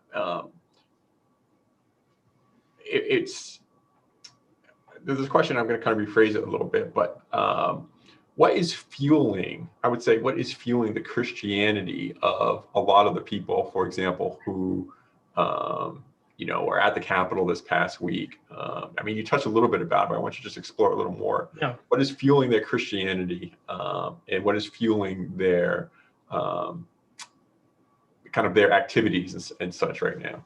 Help us understand that a little bit. Yeah, that's a great question. It gets back to why I was so fascinated by the Tower of Babel, right? Because you think about it. So Adam was a single man, and then there was Eve, and that gets to the concept of family, and their firstborn killed their secondborn, right? And that's a whole prophetic, that's a prophetic seed about the future of mankind. And then it gets down to Israel and Ishmael and Isaac and the war between Islam and against Israel that's going on. But as you move down, you go from family to tribe, and then you get to the city state, which is Judaism, the city state, the city on a hill. And then you get to Christianity, which was, and by the way, I view these manifestations as expansion, consolidation. The covenant with Adam was go forth and multiply, right? That's the biggest expansion. And that covenant we have fulfilled as a species, right? We have become the most invasive species the world has ever seen. So we get an A+ on fulfilling that covenant, go forth and multiply. The next one was Noah. There's a consolidation, right? I'm going to wipe out all of humanity and I'm just going to save a couple of families. There's your consolidation. The next one is expansion, right? Abraham, leave your father and mother and I will make of you the father of many nations. Again, just expansive. And then Moses, go and pull the people of the tribes of Israel out of Egypt and I will make you a shining city on a hill. And then you have Christ, my kingdom is not of this world. Preach the gospel to the whole world as a witness. And one of the battles in Christianity between law and grace is that Christ did not establish laws and didn't come to establish kingdoms. Many kingdoms were established in his name, but that wasn't part of who and what he was. Then you have Muhammad, who's a consolidation again. He brings together these tribes, but each stage in evolution is creating more advanced civilization. But the question, and I'm sorry for the long-winded answer, but hopefully you're following me and I will get to the point. The problem is God wants a divine civilization. What was that book Abdu'l-Baha wrote, The Secret of Divine Civilization? By the way, that's a great book. I joke about that. It's so secret that even Baha'is don't know about it. Because Abdu'l-Baha is very clear and specific in how he describes exactly how the lesser peace and the most great peace are going to arrive. And guess what? There's stuff in there that will shock Baha'is because they think that it's going to come about exactly the opposite way that Abdu'l-Baha describes, in my view. Again, from my perspective, all of this is just my perspective. I'm not a minister. I don't speak for the Baha'i faith. It's one man's perspective.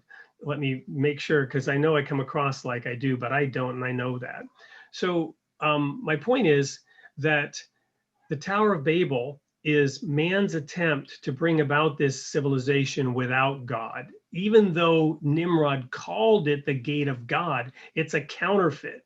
It's a counterfeit. So you have the gate of God, you have Babel, then you have Babylon, and in the end time, you have Babylon the Great. So you have these two forces. You have the lesser peace and the most great peace.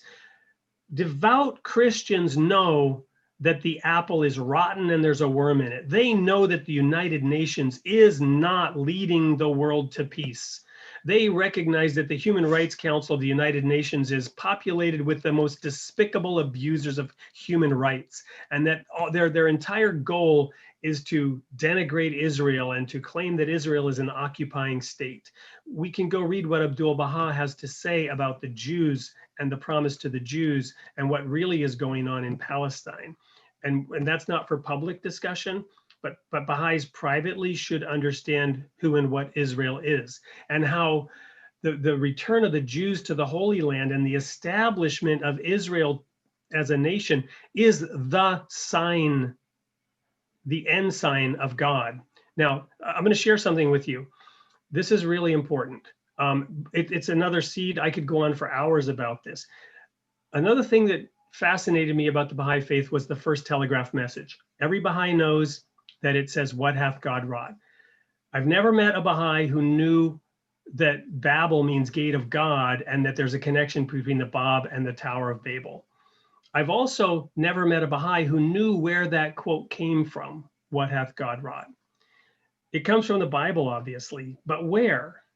It comes from one of the longest prophecies in the Bible that is in the form of a children's story. It's a wonderful, fascinating children's story. It's not really a children's story, but it's used in Christian circles as a children's story about Balaam and his donkey, because the joke is God spoke through an ass, right? A donkey. And so he can work through you. But the point is, the middle of that prophecy, Numbers 23, verse 23 says, "From this day it shall be said of Israel, there is no curse or divination against her."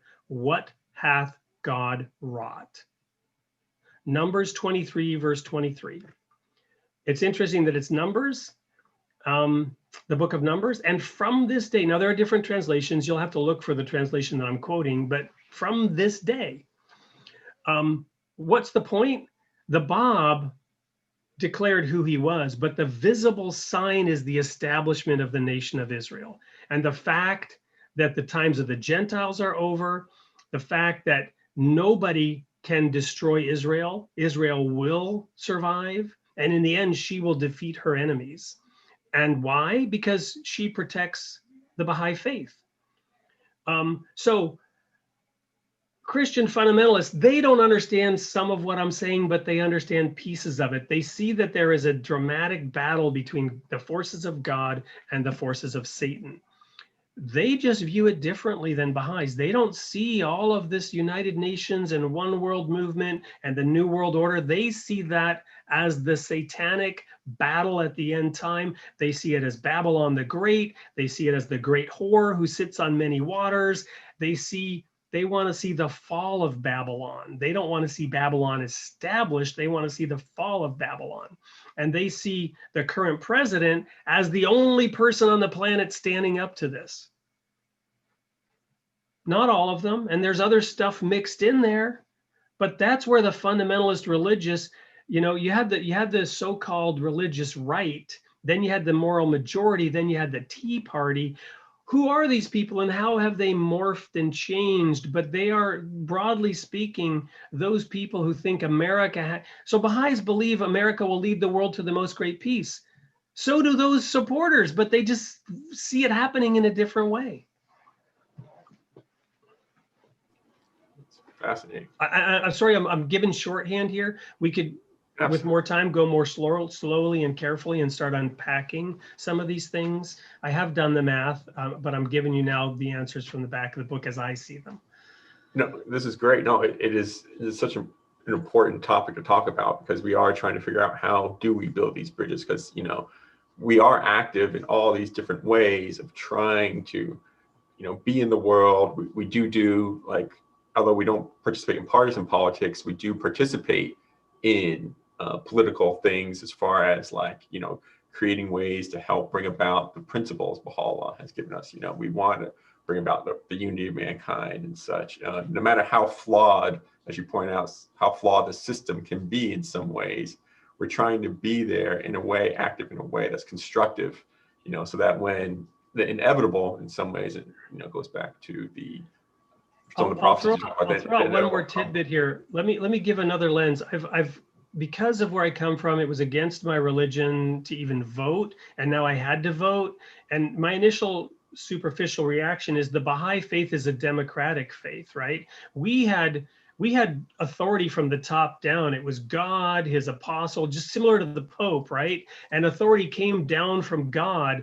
And when I began to understand that Baha'u'llah had spoken to all the world leaders and warned them that they had to accept him, and the other thing in biblical prophecy, all the mountains will be laid low. Mountains are symbolic of governments. So when Baha'u'llah reached out to all the world leaders and they didn't accept him, their reigns were over, and they've virtually all been toppled by what? By democracies, right? Which is government from the bottom up, the will of the people. So I began to view the Baha'i faith as a democratic movement. But look at the way that Baha'i elections are conducted, and then think about the way that our elections have been conducted, and you will find another bridge, because some of the things that those people are most upset about, we would never tolerate in a Baha'i election. You must show your ID card when you vote. And when you elect a delegate, that delegate does not vote as you say they should. They are accountable to God how they vote. Now, I'm not saying I support any of it. I'm just saying it's another way to look at it. So to go out and say this election was perfect and there were no issues and nobody should even talk about it, well, No, we should be thinking and talking about how our Baha'i elections and the proper dignity and the way we've had to, as a local assembly and under COVID, we had to talk about how we're going to conduct our elections. And the nation has had to talk about how it's going to conduct its elections. And not everybody was happy. And if a lot of Baha'is didn't have confidence in their election, where would we be? And what would we do about it, right? These are they're fair discussions. It's okay to talk about it. It's okay to recognize that there might be an issue. But if you simply say, no, you're not allowed to talk about it. You're not allowed to look at what the courts have to say about it. Somehow it's all evil. No, they're citizens in a democracy. They have a right to address the issues that they see and the concerns they have. And they have the right to not immediately be assumed to be insurrectionists because they're doing so. I have if I could jump in, I just have a quick question that's a little bit and to a different direction here, but it's more of a personal question. I was raised in North Texas in a very Christian community, and my dad was an atheist. My mom was Catholic. So I was mostly raised in the Catholic Church. And I have many memories, some of which are quite foggy now, of what I can only describe as spiritual trauma coming from some of the more fundamentalist Christians in my community, both children and adults, who were pretty explicit with me as a young person that I was going to hell, and that God would punish me for, my wrongdoing. And there was a lot of, I think I carried a lot of that baggage with me as I moved into adulthood, and found, spiritually found what I was looking for in the Baha'i faith, and feel really blessed to have come to this place. But I find that my ability to be a good friend to my friends who are fundamentalists is really hard.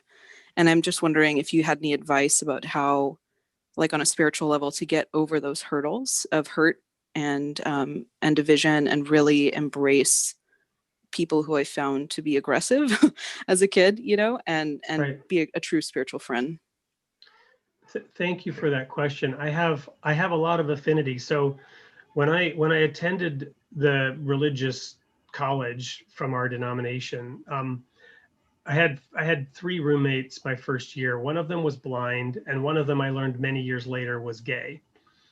And I befriended them because I come from a background of trauma. But all of my trauma came from outside the church. All of my trauma came from the fact that people were living in sin. And so for me, the church was my salvation, that law. Remember I said at the very beginning, if you were here lurching forward from ditch to ditch, I ran into the warm embrace of that rigid obedience. It saved my life. It gave me, it's kind of like when you have a 2-year-old and you slap their hand, not that Baha'i would ever do this, but traditionally you slap their hand to keep it from reaching for the light socket, or you slap their hand from keeping it from touching the hot stove. That's how I view my experience, because we went back to the laws of Moses, which is in the infancy of God's dealings with mankind. But I'm very familiar with and friends with many people who have the exact opposite experience. All the trauma in their life came from the church. The church didn't protect them from trauma. The church delivered that trauma. That perspective is incredibly important. And I struggle with, so some of my work has been what I feel fair and objective for the church. And there are many out there, many groups, healing groups, trauma recovery groups, that want you to just trounce and claim that church was the most evil thing and everybody in it was evil and all the ministers were evil. I have to deal with that because I was a minister in it, right? And they were just doing this, and they were just doing just lies and defamation that spread about my fellow ministers. Not that all of them were perfect, and there were probably some bad apples in there, similar to where there are pedophile priests in the Catholic Church. So I don't have a specific answer for you other than to say that it's very much a matter of perspective as to whether a thing was helpful or hurtful to an individual. And the thing that helped one person can hurt somebody else depending on the circumstances of their situation. And of course, abuse and victimization and horrible things have happened throughout history in every kind of context. I don't know if that's helpful at all. Thank you. No, that is, I appreciate your perspective. My friend Chris Johnson, waiting patiently. Chris, you have a question? Hi, Wade. Hi, Chris. Glad to have you with us in Austin, and I appreciate your talk very much. You made some wonderful points about the real diversity in Baha'i communities, and we don't understand that. In terms of fundamentalists, is there a book that you would recommend to give to a fundamentalist? I happen to run into them a lot. And of course, I try to look for bridges and try to understand where they're coming from first, so that, and I don't feel that Rui is a first for them in terms of their biblical questions. Yeah, I love the hidden words, but even that has to be with caution, because they might not be ready. You know, you'll get hardcore people that anything that is not in the Bible that purports to be from a spiritual source must be from Satan, because at the end of the book of Revelation, there's like this seal of approval. It's kind of like there's not anything specifically like the seal of the prophets. Many Baha'is are familiar with the seal of the prophets in Islam. But at the end of the book of Revelation, there's these statements that basically say, look, if it's not in this book, then it's not of God. And so anything that claims to be religious or spiritual must come from Satan, right? So, you know, there's nothing that comes to mind that I can recommend. Oh yeah, sure, start with this, because it's the answer is it depends. You really need to listen, discern, find a common path, find some little thing, and don't rush it. Don't start. I mean, start slow. They really have to want it, right? They have to want some kind of friendship with you. They want to have some kind of relationship with you. And most often, here's the funny thing, most often they might be interested in you because they think you're open to believing what they believe, which gets back to that idea of what can I learn from them? And the way in which you discern their receptivity is to let them teach you things that you're genuinely interested in. And then you're going to also find out things that they're interested in, and be very, very circumspect with, you know, there's a Bible scripture that says, let your speech be grace, always be grace seasoned with salt. We've all had food that has had too much salt in it. Or a couple of other my favorite analogies. When you diffuse the fragrance, learn the art of the perfumist. 1 part per million. Do not be that woman who perhaps has lost her sense of smell, and she has doused herself in a bottle of perfume and gets on the elevator with you. Do not be that woman. Or do not be the man, the prankster, who has a fake lapel flower that when you lean in, he squirts you in the face with water. That's how you will be perceived by these people if you are not incredibly circumspect. Or think of just the Jehovah's Witnesses or the Mormons, and you know what they are or are not accomplishing when they come to your door, and realize that's you, right? That's you when you're. One of my first experiences in LA was we had to go around and do Anna's presentation door to door, and I very, very reluctantly participated in that. And I saw that we were going around inoculating people against the faith, in my opinion. Wonderful. That's a great question. Are there books you would recommend to Baha'is who want to deepen and understand the Bible, especially through the eyes of fundamentalist Christians, particularly as a companion to the Bible? I think someone in the chat recommended some material earlier. I have a shelf full. I mean, I think you have to be open. I think the key is to be open to learning for yourself. Not, I think if you go in with the goal that you're going to teach Christians, the whole terminology is sort of this inspeak of teaching the faith. I'm not a fan of it. I like diffusing the fragrance. I like consorting freely, teaching the faith. Yes, we're doing that.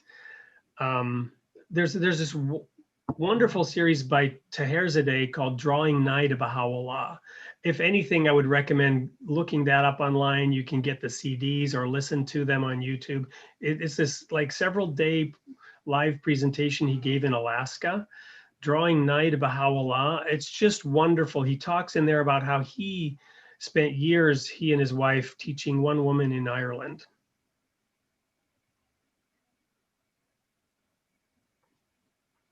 Wonderful. Thank you. Well, technically, we usually end at noon, and I have to commend you for maintaining this audience for so long, because it is such an important topic right now. We are trying to figure out how to bridge these gaps, particularly the events of the past week, and understand as a community. We know, thanks to the prophecies that you share, both from the Bible, the Baha'i ranks, we know that we are coming together as humanity, and that is our spiritual job to help bring people together. But the questions about how do we do that is so important. You've helped kind of outline some ways that we can do that. I did want to share in the chat, I was going to share the link. Did you want me to share a link to your books from your website or Amazon? Is there a preference? Amazon. My name doesn't sound that unusual, speaking of minorities, but I'm, for better or worse, the only Wade Fransson in the known Googleverse.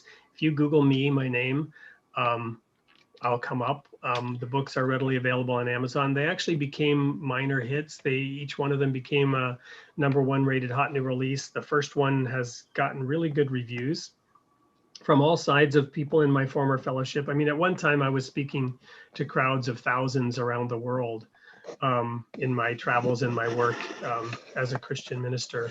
And so a lot of people wondered where I went, how I decided to go. And the books were really written for them. They're not really written for Baha'is, but I think many Baha'is may find them of interest. And the Baha'i distribution service in Australia has picked up my first book, even though it's not really a Baha'i book at all. But you may find it interesting to really get the inner workings of a fundamentalist and how a child grows up in that, and get an insight into the psychology of how and why somebody, is in that belief system, and also to recognize them as a human being versus something else. And finally, the goal that I had in writing my own books was to get people to reflect on their own experience. What beliefs have you accepted because they were taught to you, or you just swallowed them? It's really about the independent investigation of the truth. All right. See, Nabil, you have a question? I do. A question also. I wanted to thank you, Wade, for offering your experience and your understanding and perspective. It's definitely very helpful. I thought one thing that I was very, there's several things that really got me thinking, but one of them that I really found fascinating was when you mentioned that you wouldn't read the words of Baha'u'llah at first for fear of rejecting it outright. And I've just, in a lot of different ways, that's very amazing. And you were a true seeker, I think, in that regard, and that you wanted to be able to do it fairly. That's incredible. One other thing that you pointed out, it seemed that this thing about deplorables that had been mentioned, although it had been mentioned by a politician, right? Even now, 4 years later, it seems to still have like lasting effect. And I think what it does,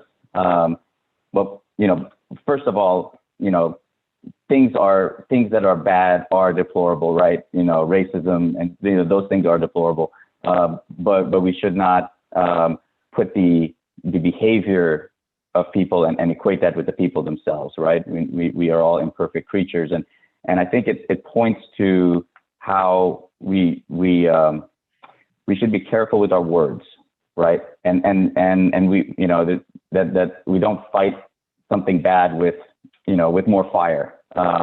And that was not Abdul Baha's way, and that the way we we have to be careful. That the words can have such a lasting impact. Oftentimes, those can cut very deeply in people. And I could see that, and even like 4 years later, that's still, still hanging in there. So it's a lesson to all of us. You've brought up a lot of things. I want to first quickly comment on that seeker aspect. Yeah, I very much viewed myself early on, and I read the Dawnbreakers early on.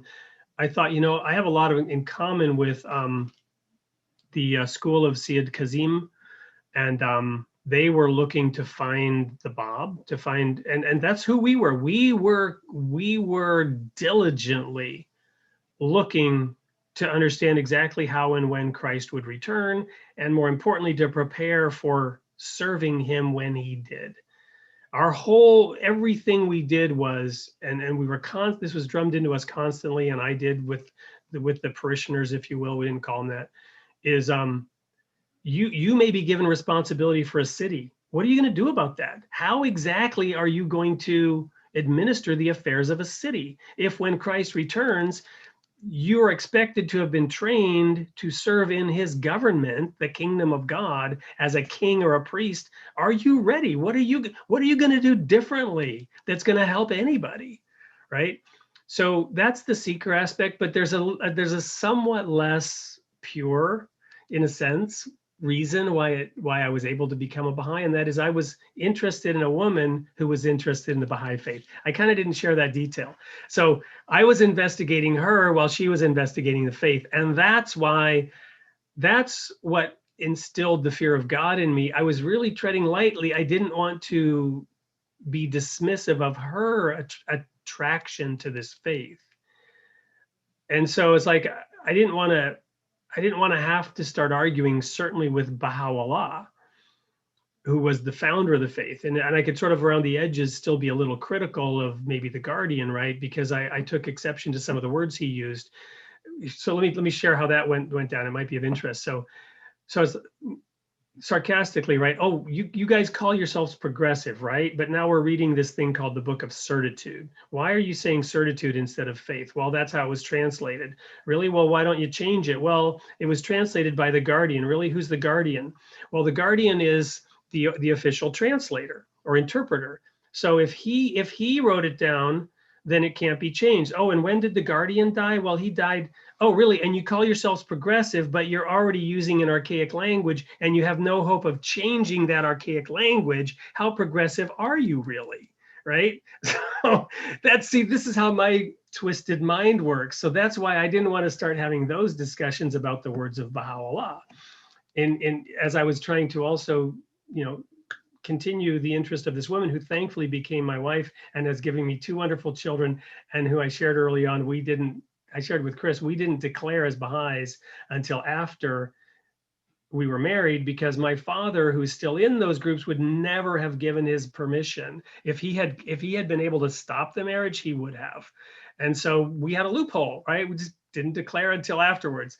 But getting back to words, the other thing I wanted to say about what you were mentioning is, even Christians, even those deplorable Christians, know and understand, hate the sin, love the sinner. Hate the sin, love the sinner. That's a very basic concept that all those deplorables generally are taught and generally understand. They should be treated with at least the same courtesy. Plus, innocent until proven guilty. Don't start just calling them racists because they're white or because they're Trump supporters. It's not fair. They may or may not, in fact, have racist views as individuals. I don't know, but you can't lump them in. I mean, how racist is that if you call them racist just because they're white? Or racist just because they're white males? Then you're racist and sexist. Am I a racist because I'm a white male? I don't know. If I am, then that's a racist and sexist view. Wonderful. Well, it is 1 o'clock. Thank you so much, Wade, for coming. This is definitely a conversation that we want to have again. So I'm definitely going to be contacting you for future talks and presentations and stuff. just because we need to explore this topic. We know now more than ever humanity needs to hear this, and we need to kind of increase our understanding amongst each other. And you were just so, it was just nice and simple and easy to kind of see where we can bridge the gaps. I can speak for myself. I know my friend Hotan here, we have been talking about and reading books like The Righteous Mind by Jonathan Haidt and stuff, talking about the political divide in America and how we're trying to bridge these gaps and stuff, and kind of stop the demonization of each other. And so your talk is a great way of exploring that. And thank you for sharing the writings. I'll try to share that the slideshows from these presentations on our website, awesomebaha'i.org, including Jay's from last week. And Eileen will be speaking. I don't think Eileen's here this week, but next week she'll be speaking about some of the prophecies of 1844. Wonderful. Let's take one last question. Eric Lowcock, did you have a question? Yes, Wade, a quick question. There are literally at least a dozen books that have already been written by Christians becoming Baha'is. I think of Gary Matthews, Michael Sowers. There's a very long list of these people. Do you see them? How would do those approaches make it possible to build the bridges with the Christians? Because they all seem to be centered on prophecy and here's how Baha'u'llah fulfilled this stuff. And from what I've gathered from your talk, we need to be building a stronger connection with them before we go into that stuff. Yeah, that's a great question. There is so much that's written. There's an ocean of revelation which we don't understand. And then there's future oceans of people talking about that revelation and their own experiences. And, and Solomon said, of the making of books, there is no end, and much study is a weariness to the flesh, right?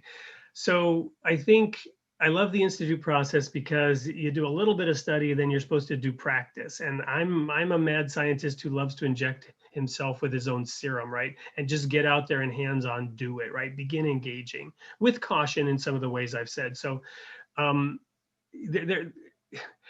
there are as many slightly differing views as there are people. And so books will continue to be written for different reasons and different purposes. I think our goal and our hope with this Royal Falcon thing is to begin to have workshops where we can meet and talk and practice and role play and share, and then enable people to feel empowered to reach out to their neighbors and begin to invite some of them in, and have that, just continue to pop up all around the country and have those discussions going on.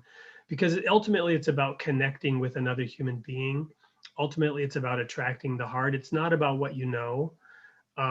It's about your heart. And some of the people that were most heartwarming to me initially were the ones who said, I know nothing about the Bible, but I'm fascinated because I know I need to know more about the Bible. And I want to hang out with you and learn about the Bible, right? Those were the ones that helped me become a Baha'i, not anybody who. So I will share one little anecdote. I attended this fireside, one of my first firesides, and it was a gentleman who'd actually written a bunch of books, literally dozens of books, and he had a thing there, and the fireside was about the Baha'i view of Jesus in prophecy, and being a minister who had spent his life studying this, he couldn't answer my questions, and he got frustrated and flustered. And at one point he told me, he said, you just need to throw all that out and start over again. And my reaction was, well, what if I told you as a Baha'i, you needed to throw all that out and start over again with the Bible? How would you feel about that? I didn't say that, but it was offensive. And the reason he said it was because he knew so much and he wanted to help, and he got flustered. And I may have expressed a tiny bit of animosity because he frankly knew very little. He frankly knew very little about the actual depth of those prophecies. He happened to be Persian, so it's perhaps not, he knew what all the answers were in the back of the book, but he could do almost none of the math. You follow me? And so there's a lot of flowery, vague explanations, none of which answered any of my questions.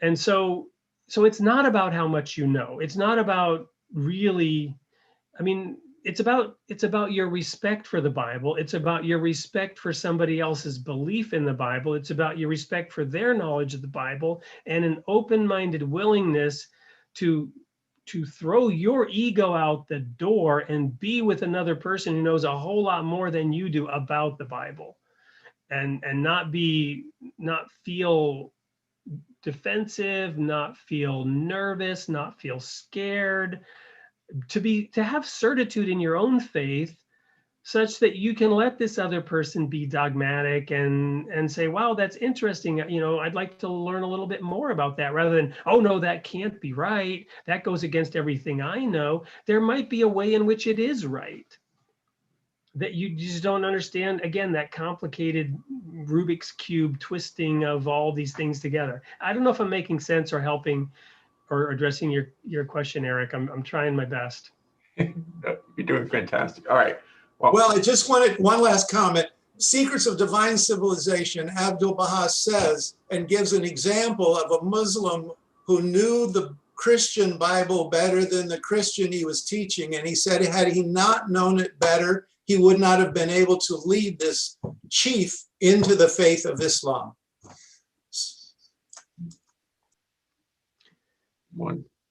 Great point. So, and I'm again, the purpose of the workshops, anyone who wants to dive in and really know the Bible, but it's going to take some work. It's going to take a lot of work, and it takes some open-mindedness, because it's 66 books. It's not exactly an ocean, but it's maybe a sea. Right. Well, thank you so much, Wade. I look forward. And if you have some of these workshops, things you're doing online, please pass those to me, and I can pass them on to members of our community. I'm going to end the YouTube stream. I'll keep the Zoom thing going up in case anybody wants to kind of